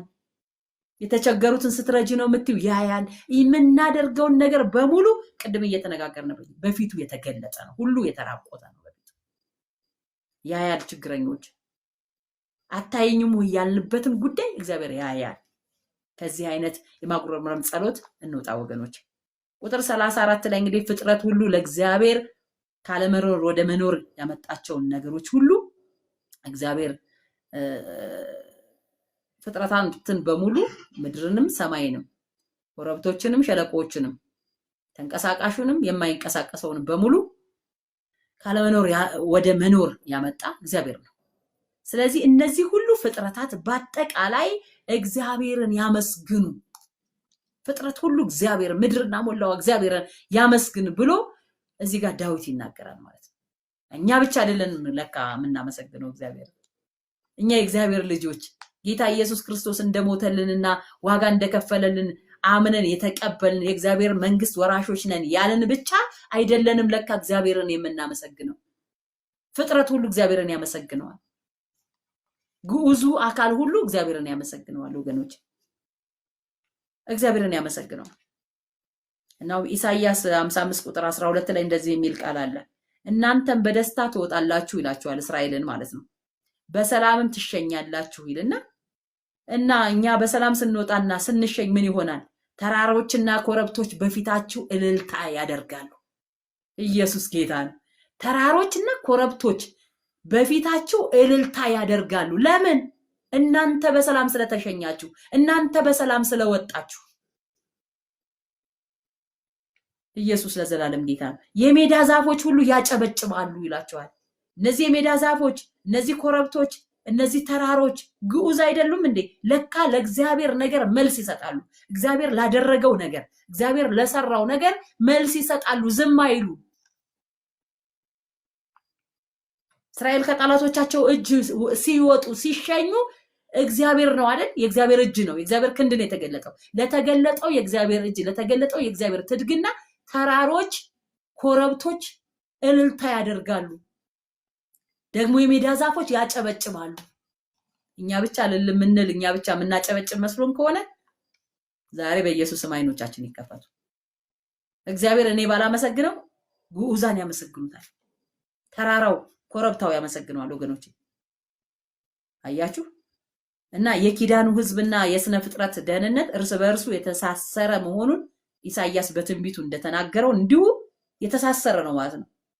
የሚወጣው የሚለቀቀው ነፃ የሚወጣው ከባርነት ነፃ የሚወጣው እስራኤል ነው። የሚያጨበጭበው ኮረብታና ተራራ ነው። እልል የሚለው የሜዳ ዛፎች ናቸው እልል የሚሉት። ፍጥረት እንኳን ማለት ይሄ ፍጥረታት ግዑዙ አካል እንኳን ከኛ ከሆነልን ከእግዚአብሔር ልጆች ጋር ከትድግና በትድግና ወይ ደግሞ በቤዛነቱ ካወጣን ከኛ ጋር ትስስር አለው ማለት ነው። ተፈጥሮ ሳይቀር ማለት ነው። ተፈጥሮ ሳይቀር ትስስር አለው። እንደውም ትንሽ ሰፋ ያለ ክፍል እናነባለን ሮሜ 8 ላይ ሮሜ 8 ከ18 እስከ 23 ያለውን እናንብበው። ይሄንኑ ክፍል ስቦ ጳውሎስ ምን ብሎ እንደሚገልጸው ማለት ነው። ኢሳይያስ የተናገረውን ትንቢት ማለት ነው። ኢሳይያስ የተናገረውን ትንቢት እንዴት አድርጎ እንዳመጣው አብረን እናያለን። በጌታ በኢየሱስ ስም አነበዋለሁ። ከቁጥር 18 እስከ 23 ለኛም ይገለጽ ዘንድ ካለው ክብር ጋር ቢመዛዘን የአሁኑ ዘመን ስቃይ ምንም እንዳይደለ አስባለሁ። የፍጥረት ናፍቆት የእግዚአብሔርን ልጆች መገለጥ ይጠባበቃልና። እናንተ የፍጥረት ናፍቆት፣ ፍጥረት ሲል እንግዲህ ሰው አይልም እኮ ግዑዛኑ ሁሉ ማለት ነው። የፍጥረት ናፍቆት የእግዚአብሔርን ልጆች መገለጥ ይጠባበቃልና አለና ፍጥረት ለከንቱነት ተገዝቷልና በተስፋ ስላስገዛው ነው እንጂ በፈቃዱ አይደለም። ተስፋውም ፍጥረት ራሱ ደግሞ ከጥፋት ባርነት ነፃ ወጥቶ ለእግዚአብሔር ልጆች ወደሚሆን ክብር ነፃነት እንዲደርስ ነው። ፍጥረት ሁሉ እስካሁን ድረስ አብሮ በመቃተትና በምጥ መኖሩን እናውቃለንና። አያችሁ፣ ፍጥረት ሁሉ ምን ይላል አለ? እስካሁን ድረስ አብሮ በመቃተትና በምጥ መኖሩን እናውቃለንና። እሱም ብቻ አይደለም፣ ነገር ግን የመንፈስ በኩራት ያለን ራሳችን ደግሞ የሰውነታችን ቤዛ የሆነውን ልጅነት እየተጠባበቅን ራሳችንን በውስጣችን እናቃትታለን ይላል። እኛ ብቻ ሳንሆን በእኛ ውስጥ ያለው መንፈስ ቅዱስ አዎ ይቃትታል። ነገር ግን እኛ ብቻ ሳንሆን ደግሞ ፍጥረት እንኳን ሳይቀር አብሮ ይቃትታል። በምጥ ነው ያለው። አሁን ትስስር አለን ማለት ነው ወገኖች፣ ከእያንዳንዱ ነገር ጋር ለኛ መልካም ነገር እግዚአብሔር ሲያደርግ በእኛ ውስጥ በሚሆነው ለኛ በሚሆነው ነገር ሁሉ ምላሽ የሚሰጥ ግዑዝ አለ። ምላሽ የሚሰጥ የእግዚአብሔር ልጅ ያልሆነ ወደ እግዚአብሔር መንግስት ያልገባ ነገር ግን እዚህ አካላዊ ዓለም ላይ ያለ ሊሆን ይችላል። ተንቀሳቃሽ የማይንቀሳቀስ ወይ ደግሞ እንደኔና እንደናንተ ሰው የሆነም ሳይቀር ለእግዚአብሔር ማዳን እውቅና ይሰጣል። እውቅና ይሰጣል። ኢየሱስ ጌታ ነው። ከቁጥር 35 እስከ 36 ላይ የእግዚአብሔርን የማዳን ፍጻሜ ወይ ደግሞ የማዳኑንም የመጨረሻውን ነው እያወሳ ያለው ማለት ነው። ከመከራ የዳነ ትውልድ ሊገባበት ያለውን ክብርና በረከት ነው እየገለጠ ያለው። ከመከራ የዳነ ምን አይነት ክብር ውስጥ እንደሚገባ ነው እዚህ ጋር የሚናገረው ማለት ነው። እግዚአብሔር ጽዮንን ያድናታልና የይሁዳም ከተሞች ይሰራታልና በዛም ይቀመጣሉ ይወርሷትማል፣ የባሪያዎቹ ዘር ይኖሩባታል፣ ስሙንም የሚወዱ በዛ ይቀመጣሉ ይላል። አንድ ትርጉም ላይ የባሪያዎቹ ዘር ይኖሩባታል የሚለውን የአገልጋዮቹ ልጆች ይኖሩባታል ነው የሚለው። የአገልጋዮቹ ልጆች ይኖሩባታል ነው የሚለው። ስለዚህ ለዘር ማንዘር የተሰጠ የሚተርፍ በረከት እንዳለ ነው እዚህ ጋር ዳዊት እየተናገረ ያለው። አሁን እየተናገረ ያለው ቅድም እየነገርኳችሁ ነበር፣ ስለ ራሱ ሳይሆን እንግዲህ ስለ ክርስቶስ ኢየሱስ ትንቢትን እየተናገረ እንደሆነ ስለ መሲሁ እያወራ እንደሆነ ተነጋግረናል። ስለዚህ ይሄ በመከራ የዳነ ከጭንቅ ከኃጢአት ውስጥ የወጣ ትውልድ የሚገባበት ሌላ ዓለም እንዳለ ከዚህ ከምድራዊው የዘለለ ሌላ ዓለም እንደተዘጋጀለት የሚጠቁም ነገር ነው እዚህ ጋር ዳዊት እየተናገረ ያለው ማለት ነው። አንደኛ ቆሮንቶስ ምዕራፍ 2 ቁጥር 9 ላይ ዓይን ያላየችው ጆሮም ያልሰማው በሰውም ልብ ያልታሰበው ይልና እግዚአብሔር ለሚወዱት ያዘጋጀው ተብሎ እንደተጻፈ እንዲህ እንናገራለን አለ ጳውሎስ። ምን ያለ? በሰው ልብ ያልታሰበ ጆሮ ያልሰማው ደግሞ እግዚአብሔር ለሚወዱት ያዘጋጀው ዓይን ያላየው ብሎ ነው የሚናገረው። አንዳንድ ጊዜ ይሄንን ቃል ሚስዩዝ እናደርገዋለን።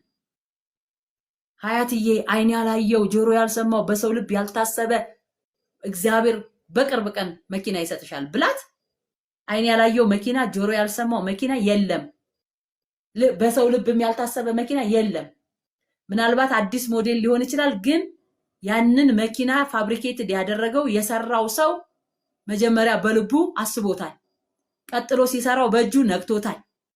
ከዛ ቀጥሎ ባይኑ አይቶታል። እሱ ብቻ አይደለም፣ ሲመጣ ራሱ ወደ ኢትዮጵያ ሲገባ ጉምሩክ ሳይቀር በደንብ ያዩታል ማለት ነው። እዚህ ጋር እየተናገረ ያለው ምድራዊ ቁሳዊ ነገር ሳይሆን ሰማያዊ ነገር ነው። ኢየሱስ ለዘላለም ጌታ እያወራ ያለው ስለ ክርስቶስ ነው። አያችሁ፣ ይሄ ጥቅስ ስለ ምድራዊ በረከት አይደለም፣ ኢየሱስን ነው እያወራ ያለው ማለት ነው። ሁለተኛ ቆሮንቶስ 5:1 ላንብበው። ሁለተኛ ቆሮንቶስ 5:1 ላይ ምን ይላል መስላችሁ? ድንኳን የሚሆነው ምድራዊ መኖሪያችን ቢፈርስ አለ። ድንኳን የሆነው ምድራዊ መኖሪያችን ቢፈርስ በሰማይ ያለ በእጅ ያልተሰራ የዘላለም ቤት የሚሆን ከእግዚአብሔር የተሰራ ሕንፃ እንዳለን እናውቃለንና አለ። ኢየሱስ ጌታ ነው። በእግዚአብሔር የተሰራ ሕንፃ በሰማይ አለን። ከዚህ ስንሄድ የምንሄደው እዛ ነው የምንገባው። አያችሁ፣ በሰማይ ያለ ግን በእጅ ያልተሰራ ይሄ ነው። ዓይን ያላየው ጆሮ ያልሰማው በሰው ልብ ከቶ ያልታሰበ እግዚአብሔር ለሚወዱት ያዘጋጀው ሕንፃ፣ እግዚአብሔር ለሚወዱት ያዘጋጀው ከተማ። ይሄ ከተማ ይሄ ሕንፃ ደግሞ የሆነ በወርቅ የተለበጠ ምናምን ብለው ሰዎች የሚስሉብንን አይነት እዚህ ምድር ላይ የለመድነውን አይነት ሕንፃ እንዳንስል፣ ራሱ ክርስቶስ ነው። ራሱ ኢየሱስ ነው። ኢየሱስ ለዘላለም ጌታ ነው። ኢየሱስ ነው የዘላለም መኖሪያችን። ኢየሱስ ነው ይሄ ዓይን ያላየው ጆሮ ያልሰማው በሰው ልብ ከቶ ያልታሰበ እግዚአብሔር ለሚወዱት ያዘጋጀው በረከት ኢየሱስ ነው። በረከት መኪና፣ ቤት ምናምን አይደለም። በረከት ስጦታ፣ ቁሳቁስ፣ ምድራዊ ነገር አይደለም። የእግዚአብሔር ስጦታ እሱም እኮ ይመጣል፣ ግን አስቀድማችሁ መንግስቱንና ጽድቁን ፈልጉ ሌላ ሁሉ ይከተላችኋል ነው የተባለው። ግን የእግዚአብሔር ስጦታ ራሱ ክርስቶስ እንደሆነ ትዝ የሚላችሁ ከሆነ ያችን ሰማራዊቷን ሴት በጉድጓዱ ቦታ አገኛትና ውሃ ጠጪኝ ሲላት እንዴት አንተ ዮሐንስ ወንጌል ምዕራፍ 4:10 ላይ እንዴት አንተ ከኔ ከሰማራዊ ሴት አይሁዳዊ ሆነ ውሃ ትለምናለህ ስትለው የእግዚአብሔርን ስጦታና አላት። የእግዚአብሔርን ስጦታና ውሃ ጠጭኝ የሚልሽ ማን መሆኑን ብታውቂ አንቺ ራስሽ ትለምኙ ነበር ይላትና የህይወትንም ውሃ ይሰጥሽ ነበር። የህይወትንም ውሃ ይሰጥሽ ነበር። ኢየሱስ ጌታ ነው። አያችሁ፣ የእግዚአብሔር ስጦታ ቁሳዊ ነገር ሳይሆን ራሱ ክርስቶስ ነው። የእግዚአብሔርን ስጦታና ነው ያላት። እኔ ራሴ እዚህ ጋር የቆምኩት አንድ ተራ አይሁዳዊ ሳልሆን የእግዚአብሔር ስጦታ ነኝ። ከሰማይ የወረድኩ ነኝ። ማን መሆኔን ብታውቂ አንቺ ራስሽ ትለምኚ ነበርሽ ውሃ። ደግሞ ብትለምኚ ልሰጥሽ የምችለው ይሄ አሁን ጠጥተሽው የምትጠሚውን ሳይሆን ለዘላለም ጠጥተሽው የማትጠሚው የህይወት ውሃ ሰጥሽ ነበር ይላታል። ስለዚህ ኢየሱስ ምን እያለ ነው? እኔ የእግዚአብሔር ስጦታ ነኝ እያለ ነው። ግን እኛ ብዙ ጊዜ እግዚአብሔር ሆይ ስጦታህን፣ ጌታ ሆይ እንትን ስጠኝ፣ ጌታ ሆይ እንትን ስጠኝ፣ ብዙ ነገር አለን አይደል? ከዛ ዛሬ ሰጠውሽ የምንባለውም እሱን ነው። ሰጠውክ፣ ግን እግዚአብሔር ስጦታ ሰጥቶናል። እሱም ኢየሱስ ነው። እና ይህንን ዓይን ያላየውን ጆሮ ያልሰማውን በሰው ልብ ያልታሰበውን እግዚአብሔርን ለሚወዱት ያዘጋጀውን በረከት እና እናንተ በሰማይ በእጅ ያልተሰራ ሕንፃውን ተቀበለናል ከእግዚአብሔር እጅ። በቃ ስንሄድ በሰማይ አገር አለን፣ በሰማይ መንደር አለን። ሃሌሉያ! በእጅ ያልተሰራ በእጅ ያልታነጸ ኢየሱስ ለዘላለም ጌታ ነው። አያችሁ፣ በእጅ ያልታነጸ በእጅ ያልተሰራ በአብ ዲዛይን የተደረገ ኢየሱስ ለዘላለም ጌታ ነው። በአብ ዲዛይን የተደረገ በደም የተገነባ ከተማ አለን። በክርስቶስ ኢየሱስ ደም የተገነባ ከተማ አለን ወገኖች። በሰማይ ስንሄድ ዲዛይነሩ ራሱ አብ ነው። አብ እኮ ነው ዲዛይን ያደረገው። ሰው ነው እንዴ ዲዛይን ያደረገው? አብ ነው ከመጀመሪያው ያየው፣ እንዴት እንደሚያድነን ያየው፣ እንዴት ወደዛ ክብር እንደሚያስገባን ያየው። ስለዚህ ያ በሰው ጥበብ የተሰራ ቤት አይደለም፣ በሰው እጅ የተሰራ ቤት አይደለም። ዲዛይነሩ አብ ነው። አያችሁ፣ ኮንስትራክት ያደረገው ደግሞ ኢየሱስ ለዘላለም ጌታ ነው። ኢየሱስ ራሱ በደሙ ነው። ያ በደም የተነጸ በደም የተገነባ ከተማ እኔና እናንተን ይጠብቀናል። ወደዛ እንገባለን። ያንን ነው ዳዊት እየነገረን ያለው። መዝሙረ ዳዊት 70 ላይ እንሂድ። ይሄ መዝሙር እንግዲህ መዝሙር 40 ላይ እያየነው ነበር አይደል? ባለፈው መዝሙር 40 ላይ ከቁጥር 13 እስከ 17 ላይ ተጠቅሷል፣ ተጸልዩዋል። ልዩነቱ እዛኛው ላይ የእግዚአብሔር ስም አልተጠቀሰም። እንደገና የመዝሙሩ መጀመሪያ ላይ ፍጠን የሚለው ቃል መጨመሩ ነው። ግን ደግሞ እዚህ ጋር ምናልባት ዳዊት ለሌላ ዓላማ ጸልዮት ይሆናል፣ ለሌላ ዓላማ ዘምሮት ይሆናል፣ ሌላ መልእክት ለማስተላለፍ ተብሎ ይገመታል።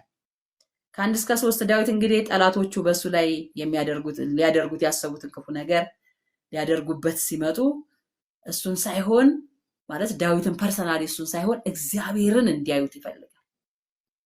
ጠላቶቹ ሲመጡ ሊያጠቁት እኮ ነው። ዳዊትን ንቅ አድርገው የሚፈልጉትን የወደዱትን ሊያደርጉ ሲመጡ፣ ነገር ግን እሱን ራሱን ዳዊትን ሳይሆን እግዚአብሔርን አይተው ወደ ኋላቸው እንዲመለሱ፣ እንዲፈሩ፣ እንዲያፍሩ፣ እንዲሸማቀቁ እንደዛ እሰይ እሰይ ወይ ደግሞ እንኳን የሚሉኝ አፍረው ወደ ኋላቸው ይመለሱ እያለ ይጸልያል። አያችሁ ዳዊት እንዴት አይነት ብልጥ ነው ነው ያልኩት። ጠላቶቼ ሲከቡኝ ሲይዙኝ እኔን ከሆነ በቃ ያደቁኛል፣ ምን አቅም አለኝ? አንተን ካዩ ግን አፍረው ይመለሳሉ። እስኪ እንደዚህ ሳሉት አንድ አነስ ያለ ልጃችሁን ሰፈር ላይ የተጣሉት ልጆች ስብስብ ብለው ሊመቱት ብለው ልክ በቃ ከበው ምናምን አሁን ማን ያድንሃል እያሉ ድንገት እናንተ በር ከፍታችሁ ብትወጡ እነዛ ልጆች ብትንትናቸው ነው የሚጠፋው። ለምን? እናንተን አዩዋ፣ ፈሩ፣ ደነገጡ፣ ተመለሱ። ሊወደዱትን ሊያደርጉበት መጣው የወደዱትን ሳያደርጉበት ሸሽተው ይመለሳል። ልክ እንደዛ ይሁንልኝ እያለ ዳዊት እዚህ ጋር የሚጸልየው ወገኖች፣ ልክ እንደዛ ይሁንልኝ። የተሰበሰቡብኝ አሉ፣ አንተና አቤቱ እኔን ለማዳን ተመልከት፣ አቤቱ እኔን ለመርዳት ፍጠን። ነፍሴን የሚሿት ይፈሩ ይጎስቁሉም፣ ክፉን የሚመክሩብኝ ወደ ኋላቸው ይመለሱ ይፈሩም፣ እንኳ የሚሉኝ አፍረው ወደ ኋላቸው ይመለሱ እያለ ይጸልያል ማለት ነው። ከአንድ እስከ 4 ላይ ያለውን ስናይ እኔ አልጋፋቸው፣ ምን ያልችላቸው፣ እኔ ከሆንኩማ የፈለጉትን አድርገውብኝ ደስ ተሰኝተው ይመለሳሉ። አንተን ካዩ ግን አፍረው ጎስቁለው ብለው ይመለሳሉ። ቆይ ያገኛለሁ ብለው ሊሆን ይችላል የሚመለሱት። ስንቴ የሆነ እኔና እናንተን አጋንንት ቆይ ያገኝሻለሁ፣ ቆይ ያገኛለሁ ብሎ ተመልሶ የሆነ ሰዓት ብቻችንን አግኝቶ ነው የለቆሰን። ብቻችንን አግኝቶን እኮ ነው። ከዛ ቆይ ያገኝሻለሁ በጌታ በኢየሱስም ሰበርኩት፣ ቀለጠምኩት ያልነው አጋንንት የሆነ ሰዓት ከእግዚአብሔር ሕልውና ወተን ከእግዚአብሔር አንድነት ወተን ፊቱን መፈለግ ትተን ብቻችንን ሲያገኝን አላገኘውሽም አሁን በጌታ በኢየሱስም ከሕልውና መውጣት አይሆንብን። ከሱ ጋር ከሆነ ግን በቃ ጠላቶቼ አፍረው ይመለሳሉ ነው የሚለው። እግዚአብሔር በሌለበት ነው ጠላት የወደደውን ነገር የሚያደርግብንና ፊቱን ከመፈለግ ከሱ ከሕልውናው በኢየሱስም አንሰዋል። መዝሙር 23 ቁጥር 4 ላይ ዳዊት ምን አለና ተናገረ መሰላችሁ? በሞት ጥላ መካከል እንኳን ብሄድ አንተ ከኔ ጋር ነህና ክፉን አልፈራም፣ በትርህና መርኩዝህ እነሱ ያጸናኑኛል እያለ ይናገራል። አያችሁ በሞት ጥላ መካከል እንግዲህ የሞት ጥላ ምን ያክል አስፈሪ እንደሆነ፣ በዛ መካከል እንኳን ብሄድ አንተ ከኔ ጋር ነህና፣ እግዚአብሔር ከኛ ጋር ይሁን በጌታ በኢየሱስ። አንተ ከኔ ጋር ነህና ክፉን አልፈራም። ክፉ የሚያስፈራን እግዚአብሔር ከኛ ጋር ካልሆነ ነው ወገኖች።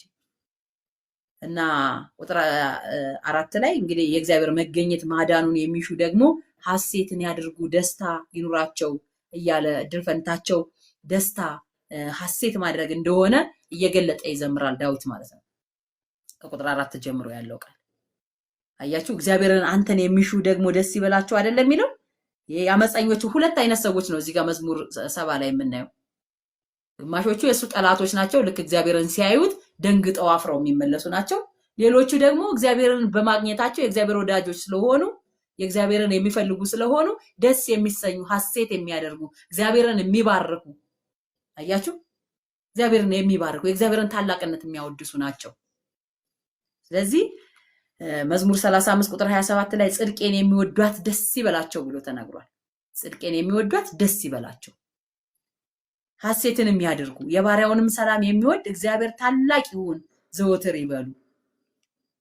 መዝሙር 35 እዛው ቁጥር 9 ላይ ደግሞ ነፍሴ ግን በእግዚአብሔር ደስ ይላታል፣ በማዳኑም ሐሴት ታደርጋለች ይላል። አያችሁ እግዚአብሔርን የሚወዱ ደስታ ነው እድል ፈንታቸው። እግዚአብሔርን የሚፈልጉ ደስታ ነው እድል ፈንታቸው። ከእግዚአብሔር ጋር ግን አጌንስት የሆኑ እግዚአብሔር ጋር አጌንስት የሆኑ ደግሞ እንደቀድሙ አፍሮ መመለስ፣ መጎስቆል፣ ይሄ ነው እድል ፈንታቸው። ዳዊት ጋር ሁለት አይነት ሰዎች ናቸው የገጠሙት። አንደኛቸው በጠላትነት መተውበት አፍረውና ጎስቁለው የሚመለሱ እግዚአብሔር ሲገኝ፣ ሁለተኞቹ ግን በእግዚአብሔር መገኘት ውስጥ ደስ ተብለውና በሐሴት ውስጥ የሚመለሱ የሚረኩ ናቸው። ዕብራውያን 1:9 ላይም ጽድቅን ወደድህ ይላል፣ አመፃንም ጠላህ፣ ስለዚህ እግዚአብሔር አምላክህ ከጓደኞች ይልቅ በደስታ ዘይት ቀባህ ይላል። ምን ስላደረገ? ጽድቅን ስለወደደ አመፃን ስለጠላ እግዚአብሔር ደግሞ ምን አደረገው? ከጓደኞቹ ይልቅ የደስታን ዘይት ሲቀባው ታያላችሁ። መዝሙር 70 በጣም አጭር ነች፣ ጨርሻለሁ።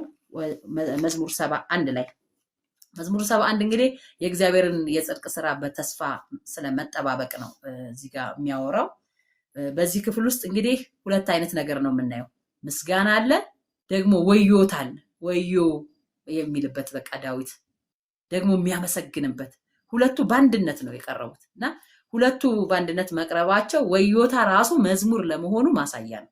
ወዮታ ራሱ መዝሙር ነው። እኛ መዝሙር በቃ ደስ ደስ ይለኛል አይነት ነገር ብቻ መስሎን ከሆነ ዛሬ በኢየሱስም አይኖቻችን ይከፈቱ። በቃ በእግዚአብሔር ፊት ግን በዝማሬና እግዚአብሔርን በማወደስ በአምልኮ መቅረብ ነው የሚያስፈልገው እንጂ ወዮታ በራሱ መዝሙር ይሆናል። እንዲህ ከየት አምጥተሽው ነው ካላችሁኝ ኢሳይያስ 24 ላይ ቁጥር 16 ላይ እንደዚህ ብሎ ይናገራል። ለጻድቁ ክብር ይሁን የሚለውን ዝማሬ ከምድር ዳርቻ ሰምተናል አለና ኢሳይያስ፣ እኔ ግን አለ ከሳው ወዮልኝ። ከዛ ወንጀለኞች ወንጅለዋል፣ ወንጀለኞች እጅግ ወንጅለዋል አልኩ ይላል። የሱ ዝማሬ ከሳው ወዮልኝ፣ ወንጀለኞች ወንጅለዋል፣ ወንጀለኞች እጅግ ወንጅለዋል እያለ ግን ለእግዚአብሔር ምንድን ነበር? ዝማሬ ነው። ሌሎቹስ በራሳቸው በሁኔታቸው ለጻድቁ ክብር ይሁን እያሉ ይዘምራሉ። እግዚአብሔርን ስናመልክ የምናመልከው እንደ ኢንቫይሮንመንታችን ነው ወገኖች። በጭንቀት ውስጥ ያለው ለምሳሌ ሰው ሞቶባችሁ ደስ ይለኛል የሚለውን እኮ አይደለም አይደል የምንዘምረው። እንደው እናውቀዋለን፣ ሰዎች ሞተው የሚዘምረውን ዝማሬ እናውቀዋለን። በቃ በወዮታም ቢሆን ግን ለጌታ ምን ይላል? ይዘመራል። ለጌታ የሚገባውን ዝማሬ ምስጋና እንሰጠዋለን። ስለዚህ እዚህ ጋር ይሄንን ነው እያየሁበት የነበረው ማለት ነው። እና ከቁጥር 1 እስከ 4 ድረስ ዳዊት እግዚአብሔር ጻድቅ ፈራጅና ገዢ መሆኑን በመተማመን ከጠላቶቹ የሚድነው በራሱ ሳይሆን በእርሱ በእግዚአብሔር መሆኑን ሲናገር እናያለን። መዝሙር 50 ቁጥር 15 ላይ በመከራ ቀን ጥራኝ ይላል እግዚአብሔር፣ አድንህም አለው አንተም ታከብረኛለህ። በመከራ ቀን ስትጠራኝ ምን እልሃለሁ? አድንሃለሁ። ከዛስ አንተም ታከብረኛለህ። ኢየሱስ ጌታ ነው። መዝሙር 46 ቁጥር 1 ላይ ደግሞ አምላካችን መጠጊያችንና ኃይላችን ነው፣ ባገኘን በታላቅ መከራም ምንድነው? ረዳቻችን ነው ይላል። ባገኘን በታላቅ መከራም ረዳታችን ነው እግዚአብሔር፣ ኃይላችን ነው። ወደ እግዚአብሔር እንጩህ፣ ወደ እግዚአብሔር እንጸልይ፣ ወደ እግዚአብሔር ፊታችንን እንመልስ። የትኛውንም ነገር ሌላ አማራጭ ከመፈለግ ይልቅ ወደ እግዚአብሔር መጮህ የተሻለ ነው ማለት ነው በዳዊት እይታ። ከቁጥር 5 እስከ 8 ድረስ ዳዊት እግዚአብሔርን ተስፋው፣ እግዚአብሔርን መታመኛው፣ እግዚአብሔርን አምባው፣ እግዚአብሔርን ታዳጊው፣ እግዚአብሔርን የሚቤዠው መሆኑን ይናገራል እዚህ ጋር እና እግዚአብሔር በዚህ ምድር ብቻ ሳይሆን ደግሞ ከማህፀን ጀምሮ ረዳት መሆኑን ጭምር ነው የሚያወራው። ከማህፀን ጀምሮ እንደረዳው ዳዊት ይናገራል። እዚህ ምድር ላይ ከመጣ በኋላ ካደገ በኋላ ወደ ንግስና ከመጣ በኋላ ሰዎች ካጨበጨቡለት በኋላ ሳይሆን ከመጀመሪያው ከማህፀን ጀምሮ እግዚአብሔር ረዳቱ እንደነበረ ነው እየተናገረ ያለው ማለት ነው። አያችሁ? ሌላው ዳዊት የሚኖረው በእግዚአብሔር ላይ ባለው እምነት ነው። ዳዊት የሚኖረው በራሱ በንግስናው በጥበቡ በማስተዋሉ በደረሰበት ነገር ሳይሆን የሚኖረው በእግዚአብሔር ላይ ባለው እምነት ነው። መዝሙር 91 ቁጥር 1 ላይ በልዑል መጠጊያ የሚኖር ሁሉን በሚችል አምላክ ጥላ ውስጥ ይኖራል ብሎ ይናገራል። አያችሁ? በልዑል መጠጊያ ነው የሚኖረው በቤተ መንግስት አይደለም። ዳዊት ንጉስ ሆኖ ግን በቤተ መንግስት አይደለም የሚኖረው፣ በልዑል መጠጊያ። ኢየሱስ የዘላለም ጌታ ነው። አያችሁ? ወደሱ ዘር ነው። በቃ ቤተ መንግስት ውስጥ የተከለለ የሆነ ጋርዶች ያሉበት እዛ አይደለም የሚኖረው። በልዑል መጠጊያ የሚኖር ሁሉም በሚችል ጥላ ውስጥ ያድራል ይኖራል። ገላትያን 2 ቁጥር 20 ላይ ከክርስቶስ ጋር ተሰቅያለሁ አለን ጳውሎስ እና እኔም አሁን ሕያው ሆኜ አልኖርም፣ ክርስቶስ ግን በእኔ ይኖራል። አሁንም በስጋ የሚኖርበት ኑሮ አለ አሁን በስጋ የምኖርበት ኑሮ በወደደኝና ስለኔ ራሱን በሰጠ በእግዚአብሔር ልጅ ላይ ባለኝ እምነት ነው የምኖረው። አሁን የምኖረው በእግዚአብሔር ልጅ ላይ ባለኝ እምነት ነው። እግዚአብሔር ረድቶን እኔና እናንተ ዛሬ በመልካም ኑሮ ላይ ብንገኝ፣ በጥሩ በጸሎት የምንተጋ፣ እግዚአብሔርን ቃል በማንበብ በተለያየ መንፈሳዊ ስርዓቶችን እያከናወንን ከሆነ አሁን ምድር ላይ እየኖር ነው ያለው ኑሮ የምንኖረው በእግዚአብሔር ልጅ ላይ በክርስቶስ ኢየሱስ ላይ ባለን እምነት ነው እንጂ በራሳችን ማስተዋልና በራሳችን ብቃት በራሳችን ከፍታ አይደለም። ይህንን ማወቅ አለብን ማለት ነው። ሌላው ከቁጥር 9 እስከ 11 ድረስ በእርጅናው ወቅት ዳዊት የጸለየው ጸሎት፣ በእርጅናው ወቅት ስለሚሆንበት ነገር ማለት ነው። የዳዊት ጠላቶች ዳዊት በእርጅናው ወቅት ይሁንበት ብለው ራሳቸው የተመኙትን ነገር በሙሉ ክፉ ነገር እንዲሆንበት ሲያውጁበት ነው የምናየው። እንዲሆንበት ሲያውጁበት ማለት ነው የምናየው። ነገር ግን ዳዊት አትተወኝ ይለዋል እግዚአብሔርን። አትተወኝ፣ ይሄን እያሉኝ ነው፣ እየረገሙት እኮ ነው፣ ሟርት እያሟረቱበት። ነገር ግን እሱ አትተወኝ። ጩኸቱን የሚያስታውቀው ወደ እግዚአብሔር ነው። ጩኸቱን ወደ ራሱ እኮ መንግስት ነው። ሌሎችንም እኮ እርዱኝ ማለት ይችላል። እርዱኝ፣ ታላላቅ ከሱ በላይ ያሉትን መንግስታትን እሱ እኮ ኮንታክት ማድረግ ይችላል። እርዱኝ አይልም።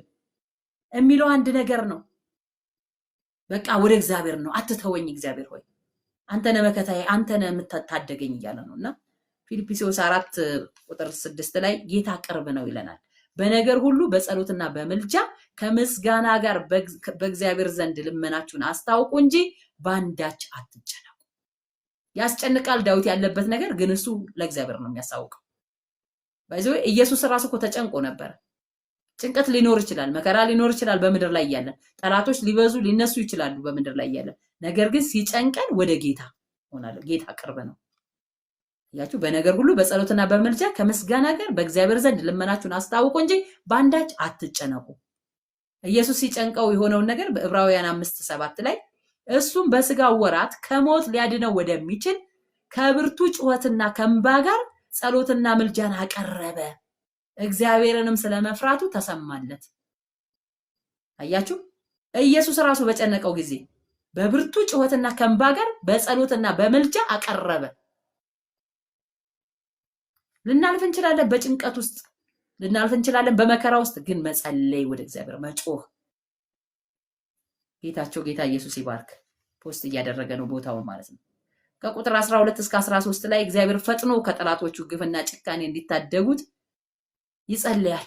እግዚአብሔር ፈጥኖ እንዲደርስለት ማለት ነው። መዝሙር 18 ቁጥር 3 ላይ፣ ሁለተኛ ሳሙኤል 22 ቁጥር 4 ላይ ምስጋና የሚገባውን እግዚአብሔርን እጠራለሁ ይልና ከጠላቶቼ እድናለሁ። ምስጋና የሚገባውን እግዚአብሔርን እጠራለሁ ብሎ ከዛስ ከጠላቶቼ እድናለሁ። እግዚአብሔር በምስጋና ከሰማይ ይወርዳል ማለት ነው። ኢየሱስ ጌታ ነው። ምስጋና እግዚአብሔርን ከስፍራው ያነቃንቀዋል። ታስታውሳላችሁ፣ በእስር ቤት ሆነው ጳውሎስና ሲላስ ሲያመሰግኑ የእስር ቤቱን መሰረት ተናውጦ እነሱ ብቻ አይደሉም ተፈተው የቀሩ፣ በእስር ቤት ውስጥ ሌሎች የታሰሩ ሁሉ ሰንሰለቶቻቸው ተበጣጥሶላቸዋል። በምስጋና ሰማይ ዝቅ ይላል ወገኖች። በምስጋና ሰማይ ነው ዝቅ የሚለው። መለኮት ነው ድምጽ የሚሰጠው። መለኮት ነው ከስፍራው የሚንቀሳቀሰው። እና ምስጋና የሚገባውን እግዚአብሔርን እጠራለሁ፣ ከጠላቶቼ እድናለሁ። ሁለተኛ ሳሙኤል 22 ቁጥር 49 ላይ ደግሞ ምን ይላል? ከጠላቶቼ የሚያወጣኝ እርሱ ነው። ጉልበቴ ነው አይልም፣ እርሱ ነው ከጠላቶቼ የሚያወጣኝ። ከእኔም ላይ በቆሙ ከፍ ከፍ ታደርገኛለህ፣ ከግፈኛውም ሰው ትታደገኛለህ፣ ታድነኛለህ ይላል። ከቁጥር 14 እስከ 15 ደግሞ በእርጅናው ዘመን እግዚአብሔር ላይ ተስፋ ማድረግ። ለምሳሌ ከ14 እስከ 16 ዳዊት በራሱ ሳይሆን በእግዚአብሔር ጻድቅነት ሲታመን እናየዋለን። ደግሞ ሲያመሰግነው፣ በእግዚአብሔር ጻድቅነት ይታመናል፣ ደግሞ እግዚአብሔርን ያመሰግነዋል ይላችሁ። በእግዚአብሔር ጻድቅነት፣ በእግዚአብሔር ሁሉን ቻይነት፣ በእግዚአብሔር ደራሽነት፣ በእግዚአብሔር አጋዥነት፣ በእግዚአብሔር ነገር ስንተማመን የምናደርገው ነገር ሌላ ምንም አናደርግ፣ ምስጋና፣ በቃ ምስጋና። መዝሙር 119 ቁጥር 119 ቁጥር 164 ላይ ስለ ጽድቅ 7 ጊዜ በቀን አመሰግናለሁ ይላል። እስኪ እናንተ ልጠይቃችሁ፣ እኔን ጨምሮ ስንት ጊዜ ነው በቀን ጌታን የምናመሰግነው? 7 ጊዜ። 7 ባይዘውስ የፍጽምና ቁጥር ነው። ፈጽሞ ያመሰግነዋል። በቃ ሳያመቻመች ማለት ነው። ፈጽሞ ነው የሚያመሰግነው ዳዊት። እዛው ምዕራፍ ላይ ቁጥር 62 ላይ ደግሞ ስለ ጽድቅና ስለ ፍርድ በኩለ ሌሊት አመሰግንህ ዘንድ እነሳለሁ። አይገርምም? ስለ ጽድቅ ፍርድ ነው ላመሰግንህ በኩለ ሌሊት እነሳለሁ ይላል ዳዊት። ተኝቼ እንደ ዘልማድ እግዚአብሔር ሆይ ተመስገን፣ በሰላም ስለዋልከኝ፣ በሰላም አሳድረኝ፣ አመሰግንሃለሁ፣ አገሬን ጠብቅ፣ ቤተሰቤን ምናምን ብዬ በዛው ተኛለሁ ሳይሆን እነሳለሁ። ወገኖች እግዚአብሔርን ለማመስገን መነሳት አለብን። መነሳት፣ ከሐሳባችን መነሳት፣ ከመኝታችን መነሳት፣ ከሁኔታችን ላይ መነሳት፣ ከምድር አስተሳሰብ መነሳት፣ ከስጋ አስተሳሰብ፣ ከፍላጎታችን፣ ከሁሉም ነገር ተነስተን እግዚአብሔርን ማምለክ። ስለምኑ? ስለ ጽድቅ ፍርዱ። ኢየሱስ ለዘላለም ጌታ። እግዚአብሔር ጻድቅ ፈራጅ ነው። ስለዛ ግን እግዚአብሔርን ልናመሰግነው፣ ለእግዚአብሔር ምስጋና ለመስጠት መነሳት እንዳለብን እዚህ ጋር ዳዊት በደንብ ይናገራል ማለት ነው ወገኖች። ሃሌሉያ። ከቁጥር 17 እስከ 18 እንግዲህ ዳዊት ከልጅነቱ ጀምሮ ራሱን ለእግዚአብሔር እንደሰጠና ሲያመሰግነው መኖሩን ነው የሚናገረው። ከልጅነት ጀምሮ ነው የሚለውና ደግሞ ለወደፊትም ደግሞ እንደሚያመሰግነው ነው የሚናገረው። አያችሁ፣ ምስጋና አይቋረጥም ማለት ነው። ዛሬ በጣም በቃ ልቤንም የሞላው ሰሞኑንም ሳጠና ስለ ምስጋና ነው። ምስጋና አይቋረጥም። ዳዊት ለሚመጣው ትውልድ ደግሞ ጽድቅህን፣ ፍርድህን፣ ክንድህን፣ ኃይልህን እናገራለሁ ይላል። ለሚመጣው ትውልድ ደግሞ ክንድህን እናገራለሁ፣ ጽድቅህን እናገራለሁ፣ ፍርድህን፣ ኃይልህን እናገራለሁ ብሎ ይናገራል።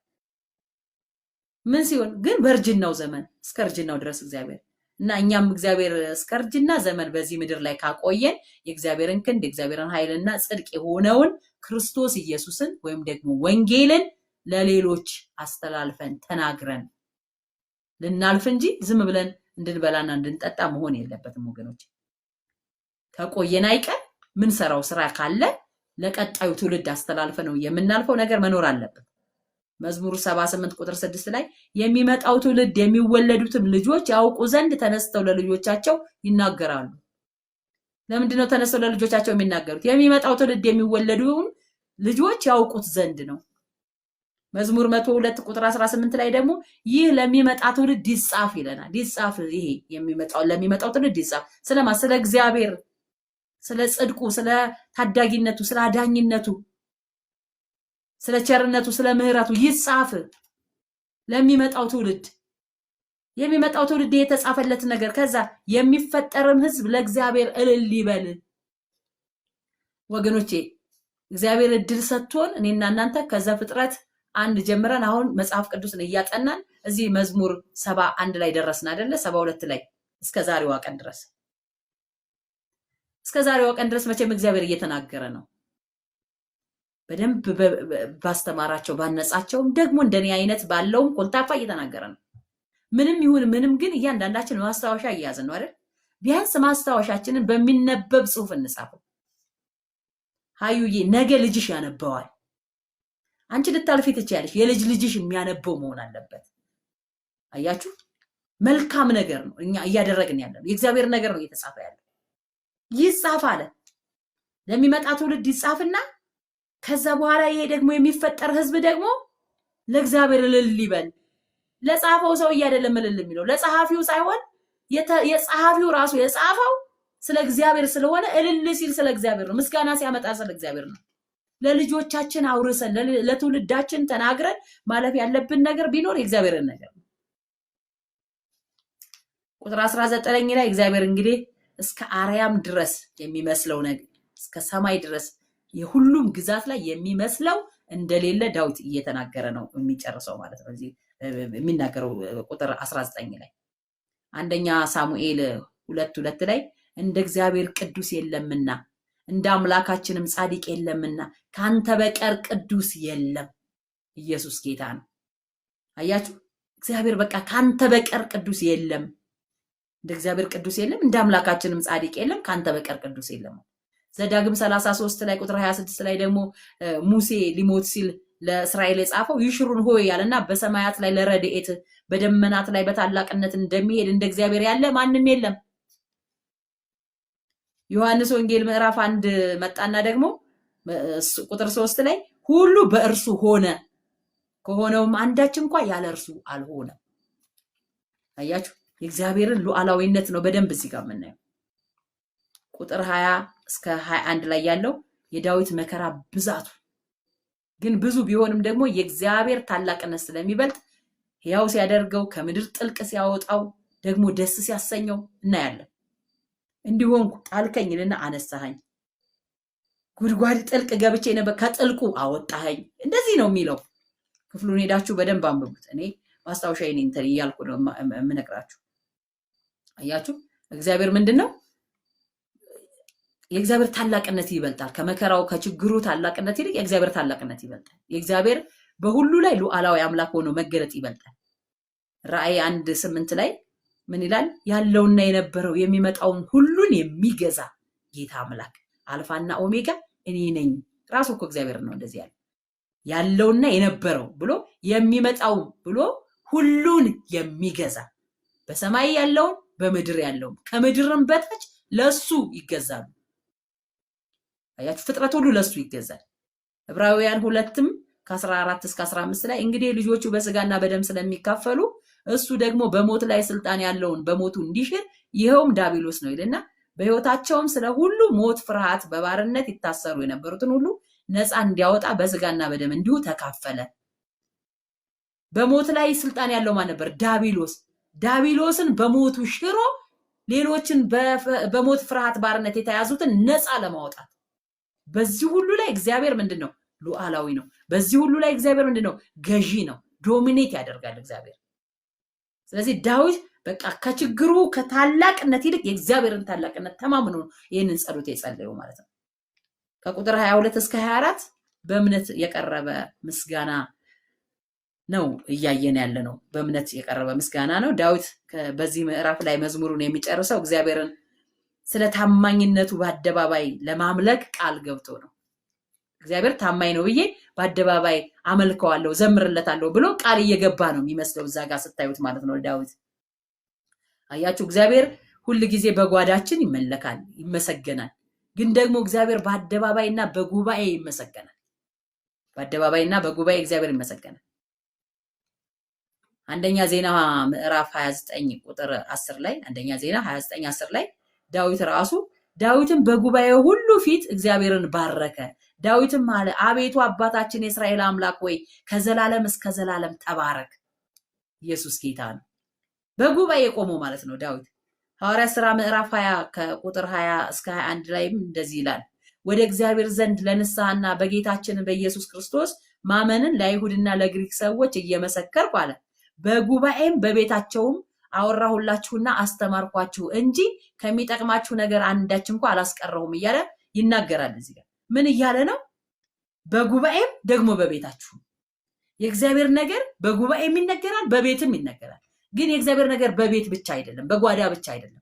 አብዛኞቻችን የወንጌል አማኞች እንደው ነገራት የእግዚአብሔርን ነገር በጉባኤ ማውራት አንወድም፣ በአደባባይ መናገር አንወድም። ኢቭን እንደ ዳንን እንኳን ሌሎች እንዲያውቁ አንወድም። ግን የእግዚአብሔር ነገር በጉባኤ ይነገራል። እግዚአብሔር ነገር በአደባባይ ይነገራል ወገኖች፣ በጉባኤ ይነገራል። ኢየሱስ ጌታ ነው። መዝሙር 72 አቤት ሰዓት ይሄዷል ጌታ ሆይ። እንግዲህ ይህ መዝሙር ስለራሱ መንግስት ወይም ደግሞ ስለራሱ ንግስና የሚያወራ ነው የሚመስለው፣ ስለ ዳዊት ንግስና ማለት ነው። ግን እዚህ ጋርም ስለ መሲሁ ዘላለማዊ መንግስት የተወራ ነው። ስለ መሲሁ ዘላለማዊ መንግስት እዚህ ጋር ስለ ሰለሞን የተዘመረ ይላልም ስለ ሰለሞን ስለ ልጁ ወይም ደግሞ የመንግስቱ ወራሽ ስለሆነው ስለ ልጁ የተዘመረ ይምሰል እንጂ እየተነገረ ያለው ግን ስለ መሲሁ ዘላለማዊ መንግስት እንደሆነ በደንብ እንትኑ ክፍሉ ሄዳችሁ ስታነቡት ይገባችኋል ማለት ነው። ቁጥር 1 ላይ እንግዲህ ስናይ በጽድቅ ይፈርድ ዘንድ እያለ የሚጸልየውን ጸሎት ነው የምናየውና ለነገስታት ትክክለኛ ፈራጅነትና ጽድቅን የሚሰጥ እግዚአብሔር እንደሆነ ነው የምንገነዘበው። ትክክለኛ ፍርድና ትክክለኛ በጽድቅ ስልጣናቸውን ማለት በህዝብ ላይ በጽድቅ ፈራጅነትን እና በትክክል አድራጊነትን የሚሰጥ ማን ነው? እግዚአብሔር ነው። ምሳሌ 8 ቁጥር 15 ላይ ነገስታት በእኔ ይነግሳሉ፣ ሹማምንቶችም የቀናውን ነገር ይደነግጋሉ ብሎ ይናገራል። አያችሁ፣ የቀናውን ነገር ሹማምንቶች የሚደነግጉት መልካምን ህግ በጽድቅ የሆነ ነገር ፍርድን የሚያደርጉት በማን ነው ሲባል በራሱ በእግዚአብሔር ነው፣ በእግዚአብሔር ጥበብ ነው። ስለዚህ ነገስታት እግዚአብሔር እንዲመክራቸው እግዚአብሔር ጥበብን እንዲገልጥላቸው ለነገስታት መጸለይ ያስፈልጋል ማለት ነው። አያችሁ፣ አለዛ ጽድቅ ይጓደላል፣ ፍርድ ይጓደላል። ጽድቅን ፍርድን እንዲያደርግ ብሎ እንዲያግዘው ነው የሚጸልየው እዚህ ጋር ማለት ነው። በጽድቅና በፍትህ ለመፍረድ እንግዲህ ምንጩ ማን ነው? እግዚአብሔር ነው ማለት ነው። ለዛ ነው ዳዊት ከቁጥር 2-4 ድረስ ለችግረኞች በጽድቅ ትፈርዳለህ፣ የድሆችንም ልጆች ታድናለህ እያለ ደግሞ ይጸልያል። ይሄ ግን ስለ መሲሁ የተነገረ ነው። ስለ መሲሁ ስለ ክርስቶስ ኢየሱስ የተነገረ ነው። ጌታ ኢየሱስ ክርስቶስ እንደምታስታውሱት በምኩራብ ውስጥ ገብቶ ሉቃስ 4 ላይ 17 እስከ 18 ሄዳችሁ ታነቡ የነብዩን የኢሳያስን መጽሐፍ ሰጡት። ከዛ መጽሐፉን በተረተረ ጊዜ የጌታ መንፈስ በእኔ ላይ ነው አለ። ለድሆች ወንጌልን እሰብክ ዘንድ ቀብቶኛል፣ ለታሰሩት መፈታትን፣ ለዕውሮች ማየትን እሰብክ ዘንድ፣ የተጠቁትንም ነፃ አወጣ ዘንድ፣ የተወደደችውንም የጌታን ዓመት እሰብክ ዘንድ ልኮኛል ብሎ የተጻፈበትን ስፍራ አገኘና ከዛ በኋላ አንብቦ ይሄ ነገር በጆሮአችሁ ተፈጸመ ብሎ መጽሐፉን ጠቅልሎ ሲመልሰው ታያላችሁ። ያወራ ያለው አሁን ይህንን ድሆችን ችግረኞችን ነፃ እንዲያወጣ እያለ ነፃ አውጪ ክርስቶስ ብቻ ነው። አሁን ሰለሞን ነፃ ያወጣል ብሎ አይደለም እንትን እያለ ትንቢት ነው እየተናገረ ያለው። የድሆች ነፃ አውጪ፣ የተጠቁት ነፃ አውጪ ጌታ ኢየሱስ ክርስቶስ እንደሆነ እየጠቆመ እንደሆነ በዚህ ክፍል ላይ በደንብ እናያለን ማለት ነው። ከቁጥር 5 እስከ 11 ድረስ የንጉሱ እድሜው እንዲረዝምና አገዛዙ እንዲሰፍንለት እንዲሁም እግዚአብሔር በመንግስቱ ላይ በረከትን እንዲሰጥ የተጸለየ ጸሎት ነው። ለምሳሌ ቁጥር 8 ላይ ከባህር እስከ ባህር ድረስ ከወንዝ እስከ ምድር ዳርቻ ድረስ ይገዛል ብሎ ይናገራል። ይሄ ስለማን ነው የተነገረው? ስለ ራሱ እኮ ነው፣ ስለ ክርስቶስ ኢየሱስ ነው። ዘካርያስም በዘካርያስ መጽሐፍ 9 ምዕራፍ 9 ቁጥር 10 ላይ ሰረገላውን ከኤፍሬም ፈረሱን ከኢየሩሳሌም አጠፋለሁ ይልና የሰልፉንም ቀስት እሰብራለሁ፣ ለአሕዛብም ሰላምን ይናገራል፣ ግዛቱንም ከባህር እስከ ባህር ከወንዙም እስከ ምድር ዳርቻ ድረስ ይሆናል ብሎ ይናገራል። ዳንኤል 4 ላይ ቁጥር 3 ላይ ሄደን ስናይ ተአምራቱ እንዴት ታላቅ ነው፣ ድንቁ እንዴት ጽኑ ነው፣ መንግስቱ የዘላለም መንግስት ነው። ኢየሱስ ጌታ ነው። ግዛቱም የልጅ ልጅ ለልጅ ልጅ የተለየ ነው ይላል። አያችሁ፣ መንግስቱ የዘላለም መንግስት የሆነ ክርስቶስ ኢየሱስ ነው እንጂ የእግዚአብሔር መንግስት ነው እንጂ የዳዊት መንግስት አይደለም፣ ወይ ደግሞ የሰለሞን መንግስት አይደለም። የሰለሞን መንግስትማ እኮ ተሻረ አይደል እንዴ? ያንዳንዱ እኮ እየተሻረ የሄደ ነገር ነው፣ ስላጠና ነው ማለት ነው። እዚህ ጋር እያወራ ያለው ስለ ሰለሞን መንግስት ወይ ደግሞ ስለ ዳዊት መንግስት ሳይሆን ስለ ራሱ ስለ እግዚአብሔር መንግስት እንደሆነ በደንብ ግልጽ ነው ማለት ነው። ከቁጥር 12 እስከ 14 ድረስ በጽድቁና በፍትሁ ተስፋ በማድረግ የተጸለየ እግዚአብሔር ለድሆች፣ ለምስኪኖች፣ ለችግረኞች እንደሚራራ አምኖ እግዚአብሔር ማነው ዳዊት የጸለየው ጸሎት ነው። መዝሙር 12 ቁጥር 5 ላይ ስለ ድሆች መከራ ስለ ችግረኞችም ጩኸት እግዚአብሔር አሁን እነሳለሁ ይላል፣ መድኃኒትን አደርጋለሁ በላዩም እገልጣለሁ። ኢየሱስ ጌታ ነው። ይሄ መድኃኒት በላዩ የተገለጠው መድኃኒት ማን ነው? የድሆች መድኃኒት፣ የድሆች ነፃ አውጪ፣ የተጠቁትን የታሰሩትን የፈታ ማን ነው? አሁን ቅድም ስናነበው ነበር ሉቃስ 4 ላይ ከ17 እስከ 18 ቁጥር ላይ ያለው ነው ማለት ነው። ጌታ ኢየሱስ ክርስቶስ ነው የተናገረ ያለው።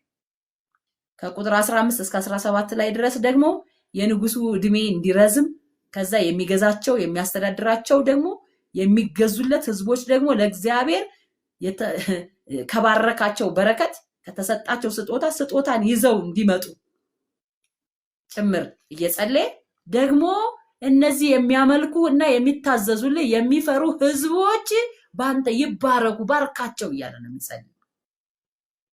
እግዚአብሔርን የሚፈሩና እግዚአብሔርን የሚታዘዙ ሰዎች እስከ ዘርዘራቸው ትውልዳቸው ሁሉ የተባረከ ይሁን አይነት ነገር ነው ጸሎቱ ማለት ነው። እና እንደምናስታውሰው ዘፍጥረት 26 ቁጥር 4 ላይ ለአብርሃም የተገባው ኪዳን ነበረ። ዘርህን እንደ ሰማይ ከዋክብት አበዛለሁ፣ እነዚህን ምድሮች ሁሉ ለዘርህ እሰጣለሁ፣ የምድርም አህዛብ ሁሉ በዘርህ ይባረካሉ። በዘርህ ይባረካሉ። ምን አይነት በረከት ነው ጌታ ሆይ? ገላትያን 3 ቁጥር 8 ላይ መጽሐፉንም እግዚአብሔር ይላል፣ በመጽሐፉም ይላል በየቱ አሁን ያነበብኩት በዚህ መጽሐፍ ላይ እግዚአብሔር አህዛብን በእምነት እንዲያጸድቅ አስቀድሞ አይቶ በአንተ አህዛብ ሁሉ ይባረካሉ ብሎ ወንጌልን ለአብርሃም አስቀድሞ ሰበከ ይላል። በአንተ ማን ይባረካሉ? አህዛብ ይባረካሉ ብሎ ወንጌልን አስቀድሞ ለአብርሃም ሰበከለት። ራሱ እግዚአብሔር ነው ወንጌልን ለአብርሃም የሰበከው ወገኖች። ዘርህ ይባረካል ብሎ ማለት ነው። አህዛብ በአንተ ይባረካሉ ብሎ ማለት ነው። ስለዚህ በረከት ምንድነው? ቅድም እያል ነበር አይደለ? በረከት ወንጌል ነው ወገኖች። ወንጌል ነው በረከት። ኢየሱስ ጌታ ነው። በረከት ቁስ አይደለም። በረከት ምድራዊ ነገር አይደለም። በረከት ሰማያዊ ነው። በረከት ኢየሱስ ነው። የሰማይ በረከት። እኔና እናንተ አሁን ተባርከናል በክርስቶስ ኢየሱስ በመንፈሳዊ በረከት አይደል? ከቁጥር 18 እስከ 20 ድረስ ለእግዚአብሔር ንግስና ዓለም ሁሉ ምድር ሁሉ ምስጋናን ማምጣት እንዳለበት ይሁን ይሁን ይሁን ብሎ ነው መጽሐፉ ራሱ የሚዘጋው። የመጨረሻው ክፍል ነው። ኢሳይያስ 6 ቁጥር 3 ላይ አንዱም ለአንዱ ቅዱስ ቅዱስ ቅዱስ የሰራዊት ጌታ እግዚአብሔር ምድር ሁሉ ከክብሩ የተነሳ ተሞልታለች እያሉ ይጮሁ ነበር ይለናል። ነህምያ 8:6 ላይ ደግሞ እዝራም የታላቁን አምላክ እግዚአብሔርን ባረከ፣ ህዝቡ ሁሉ እጃቸውን እየዘረጉ አሜን አሜን አሜን ብለው መለሱ፣ ራሳቸውንም አዘነበሉ፣ በግንባራቸውም ተደፍተው ለእግዚአብሔር ሰገዱ ይላል። ስለዚህ ክርስቲያን በሚሆነው ነገር ሁሉ እግዚአብሔርን ማመስገን አለበት። በሚሆነው ነገር ሁሉ እግዚአብሔርን ማመስገን፣ ጸልዮ ሲያበቃ እግዚአብሔርን ማመስገን፣ ጠይቆ ጮሆ ወዮ ብሎ ሲያበቃም እግዚአብሔርን ማመስገን አለበት። ደግሞ በመንፈስ ቅዱስ የተነካ ደግሞ በህልውና ውስጥ የሆነ ወገኖች ይታየኛል ብቻ አይደለም የሚለው ያመሰግናል። ይታየኛል ብቻ ሳይሆን ማመስገን።